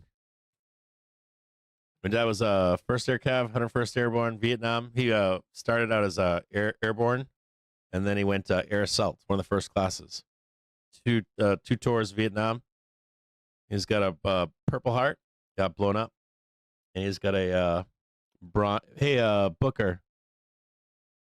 You 503rd. I didn't even see that 503rd parachute. Fuck, I didn't even see the 503, bro.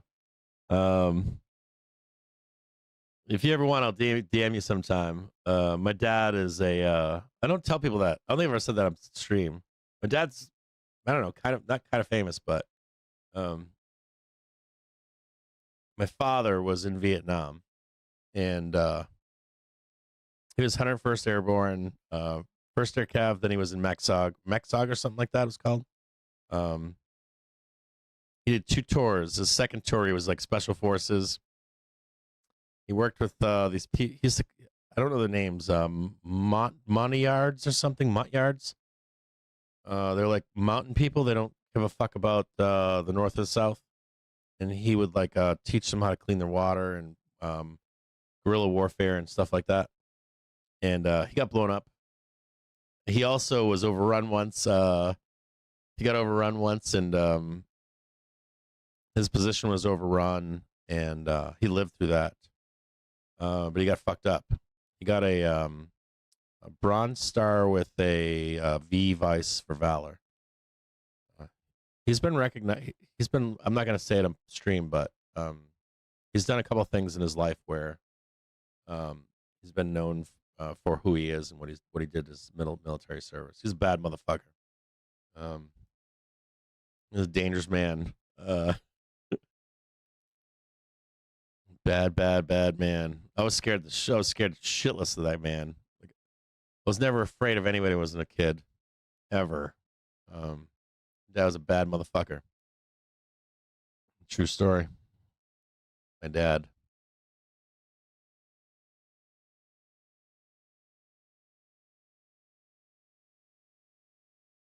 Fucking crazy motherfuckers. I always thought I was smarter than my dad. He was fucking pure lunatic. Oh yeah, coming on up now. See that nice, sexy? You see that right there? You want to see it? Let me show it to you. Woo! Woo!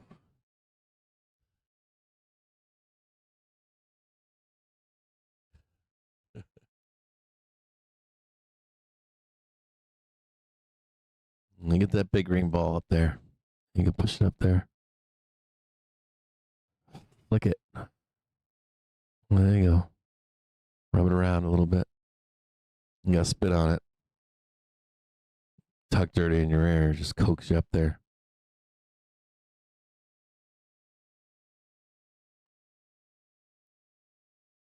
Coming in at 345. That outlook that I gave you, we could turn down on Monday, okay? This whole move could be retraced on Monday morning.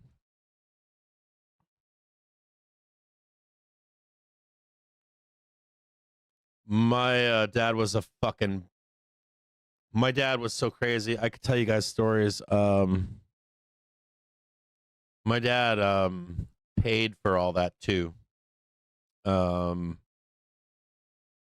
My dad would like wake up in the middle of the fucking night and shit and start sleepwalking and doing crazy fucking shit in my house when I was a kid. My mom would wake up, I'd wake up, I'd come out, my fucking father would be doing whack shit. And, you know, I said I was never going to join the army. So my dad went through what he went through. And I kid you not, I turned like 17 and a half. My whole childhood, I was like, I'm never going to join the army. I love the army, I love the military, did the whole thing with army soldiers and GI Joes and all that. Looking up to my dad. But when I like hit my teen years and stuff, I'm like, I'm never joining the military.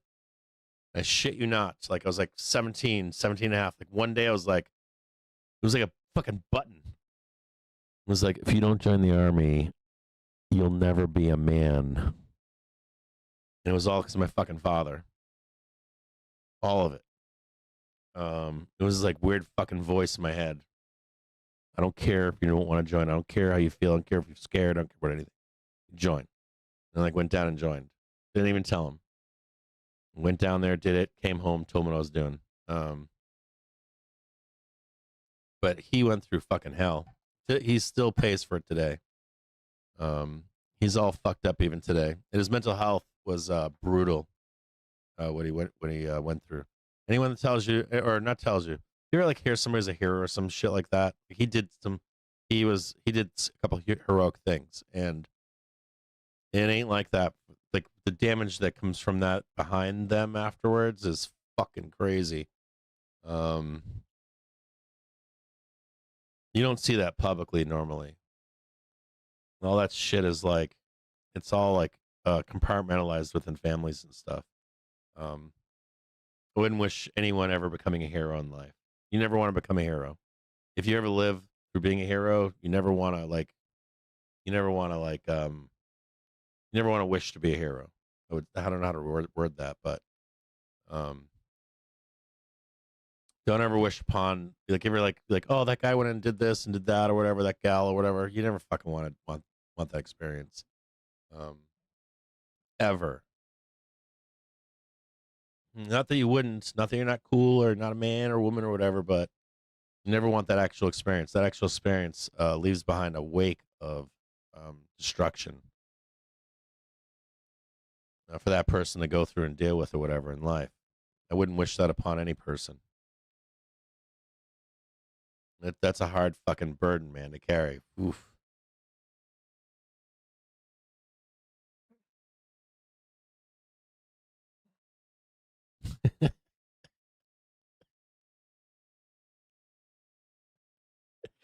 I'm reading what Demigod's saying right now.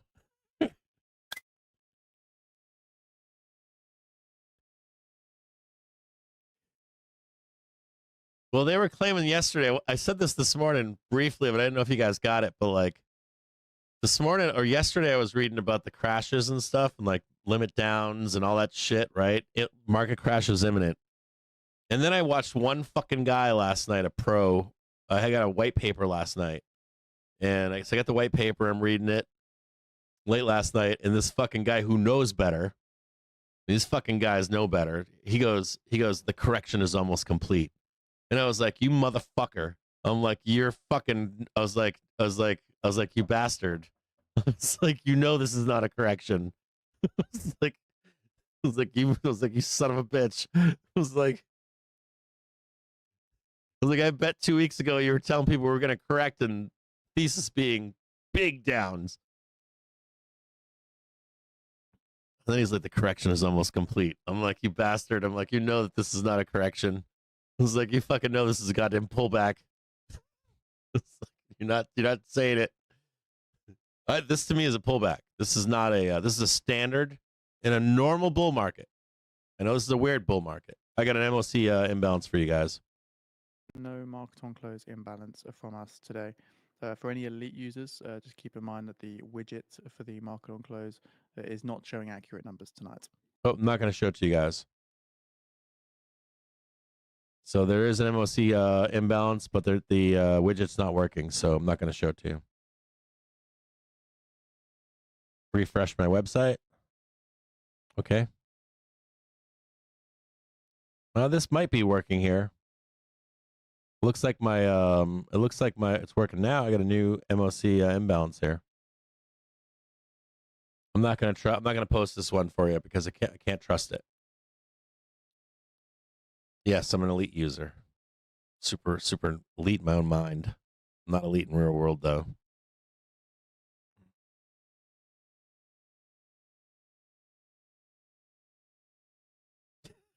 Started off much worse.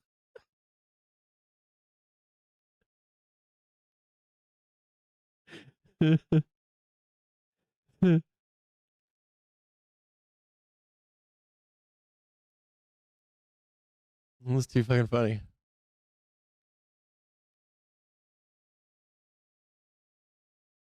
I used to do that shit, Dan. I used to do that shit. So so Dan Brislin says, I used to know a guy from the Iraq War like that. He'd get drunk and then start going on drills and all kinds of stuff. It's kind of mindfuck. So let me explain what happens, okay, Dan? When you get deployed in the Army, I don't know about everything else. I don't know about every other service, but in the army, you get deployed. They bring you in. If you're like guard reservist, they bring you in. If you're doing your normal training cycles or whatever, they'll bring you in for like they'll send you to the desert in California, or my time. That's what they would do. But what happens is they call it putting you in the box, and taking you out of the box and putting you in the box. So they'll spend like 90 days, generally speaking, about 90 days putting you in the box. I don't know what they do today. I know the Army's changed a lot today. What I've been told. I don't know I don't have that experience, but my experience was that they would put you in the box and take you out of the box, and so they would put you in the box to be a civilian, and they would like give you counseling and shit. 90 days, you go into the civilian world, or you're a peacetime soldier or whatever, and then when they spin you up to go to war, they put you back in the box. So they brainwash you again. And they put you in this thing that's like a kill mode, basically. So that you're like a machine. And so you go to war and you come back home. And they put you back in the box. It doesn't work for everybody. I have had a real problem with that for veterans. I think that most veterans probably need to see non-military counseling. Civilian type counseling at some point in their lives. So what happens is they put you back in the box. They stick you. They used to like let you go. They used to actually when I used to be in the Army, they used to let you come back, and you could go see your wife and shit, and your girlfriend and your family. And then dudes started killing their family members, committing suicide, murder, suicide, that kind of stuff. And that's not good. So then their genius plan was, we'll just keep them on a base for 90 days and put them in a box, give them counseling, all that kind of shit, before we unleash them on the world, which they shouldn't fucking do. We're above 6,700 right now, back testing it successfully.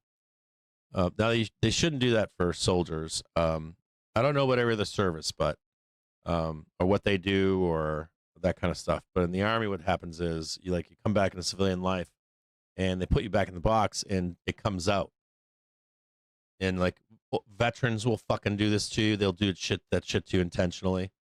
Other veterans will fuck around, get you drunk, and say, "Come out of the box, come out of the fucking box, man. Show them what it was like. What was your experience? What's up? Show them what's up." And of course, you're fucking wasted. Or if someone's not there and you just do it on your own, like Dan's talking about, they'll get all fucked up and they'll do stupid shit. And I think it's poor form. Put it in the box and then bury it as deep as you fucking possibly can. And don't ever believe anybody that tells you that you can't or that you shouldn't do that. For like a civilian, that's fine. For you as a veteran, if you're a veteran listening to this right now, you shove that shit down as deep as you fucking possibly can and create a new life. And bury it as deep as fucking possible, because it's going to come back, right? All through your fucking life at different times, it's going to come back. So you're a civilian now. And you got to think like that too, because if you're protecting your wife and kids or your husband and kids and stuff like that, you would not protect them the same way as in the Army or the military. You cannot treat your fucking family and your friends like you would your battle and fucking in war. So it's okay to become a civilian. And it's a hard word to say to people, but it's okay to become a civilian. You do not need to be a fucking goddamn killer because you might get mugged or something, or robbed, or in a fist fight, or encounter a police officer when you're fucked up. Don't do that stupid shit. Remember, they're fat bodies, right? Civilians are fat fucks. You know that, right? You come home and everything looks like a fucking... If you're a veteran out there, you know what I'm talking about. You come home and you see civilians, cops, police, anyone that's not a soldier, and you're like, I'm going to eat that guy alive. I could kill that guy right now. I'd kill everybody in this room. They're all so soft. You can't live like that. There's no fucking way to live as a civilian. Enjoy life. Get some counseling. Do not go to the V. Do not go to the American Legion. Fuck out there and become a human being again. Touch grass. Seriously, if you're listening right now, do that. If you have never done that, do that. Get the fuck out of your goddamn head and get out of the fucking brain talking to you and the craziness. Bury that shit as deep as you possibly can. Go to a goddamn counselor, not a fucking VA counselor. Go to like someone to do repair, like psychotherapist. There should be a lot of yoga, meditation, Zen shit, forgiveness of yourself, and become a human. It's the only way for you to live to be old, man. You'd be dead. Be fucking dead of just stress. Bury it down. Like shovel, 6-foot hole, bury it all in there. Stamp it down. You made the choice. You became a soldier. Fuck you. You can still love all your old battle buddies. You can still fucking all your old comrades, all your old fucking rippets and fucking Zen fucking. I'm not going to say the rest of it, but you didn't go back to see those guys. You can get out of the box with those guys alone. Go on a fucking camping trip out in the middle of nowhere with your old boys. Go fucking run around naked in the middle of the fucking desert. But for the rest of the people and the civilians, pack that shit away. If they ever need you, they'll call you. Trust me, they'll call you. You'll be like fucking training some punk kid in World War III in a fucking training facility. Otherwise, ease up.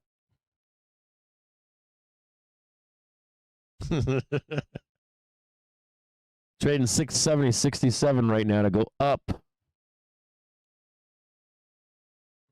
I'm for real. Man, I don't talk about that shit here like that. And I don't think I've ever said it in that light like this, but I'm telling you, it's the truth. You've got to. You will fucking die, man. One way or another. That shit will eat you alive forever and ever and ever. And you know, if you could do that counseling, man, those people will help you do that. Like you can live with yourself. Happy, joyous, free. Women love you. Men love you. Whatever the fuck you want. You can like impart all those fucking values you had, the ones that you thought were bullshit. You know, the ones you actually are. Into your real life, man. People love that shit. The civilians aren't like that, you know that, right? So you were able to give that gift to them. You know, selfless fucking service, you know, all the fucking things. I know we used to crack jokes about that shit, but you're probably that guy in real life or gal. Trading 670.87, trying to get up here and trade a gap failure at about 671.52. Take a little bit off as we're going to close, please. Step off the fucking ship. I told you where to go long in the bottom, and I'm telling you, get the fuck off right here. Unless you're in some big-ass long calls in the end of the year, you're doing like 0 dates or some shit right now, you just step right off right here, put the money in your pocket, lick your wounds, if you have any. Come back again. Get your paycheck on a Friday. Try it again. I'll see you all.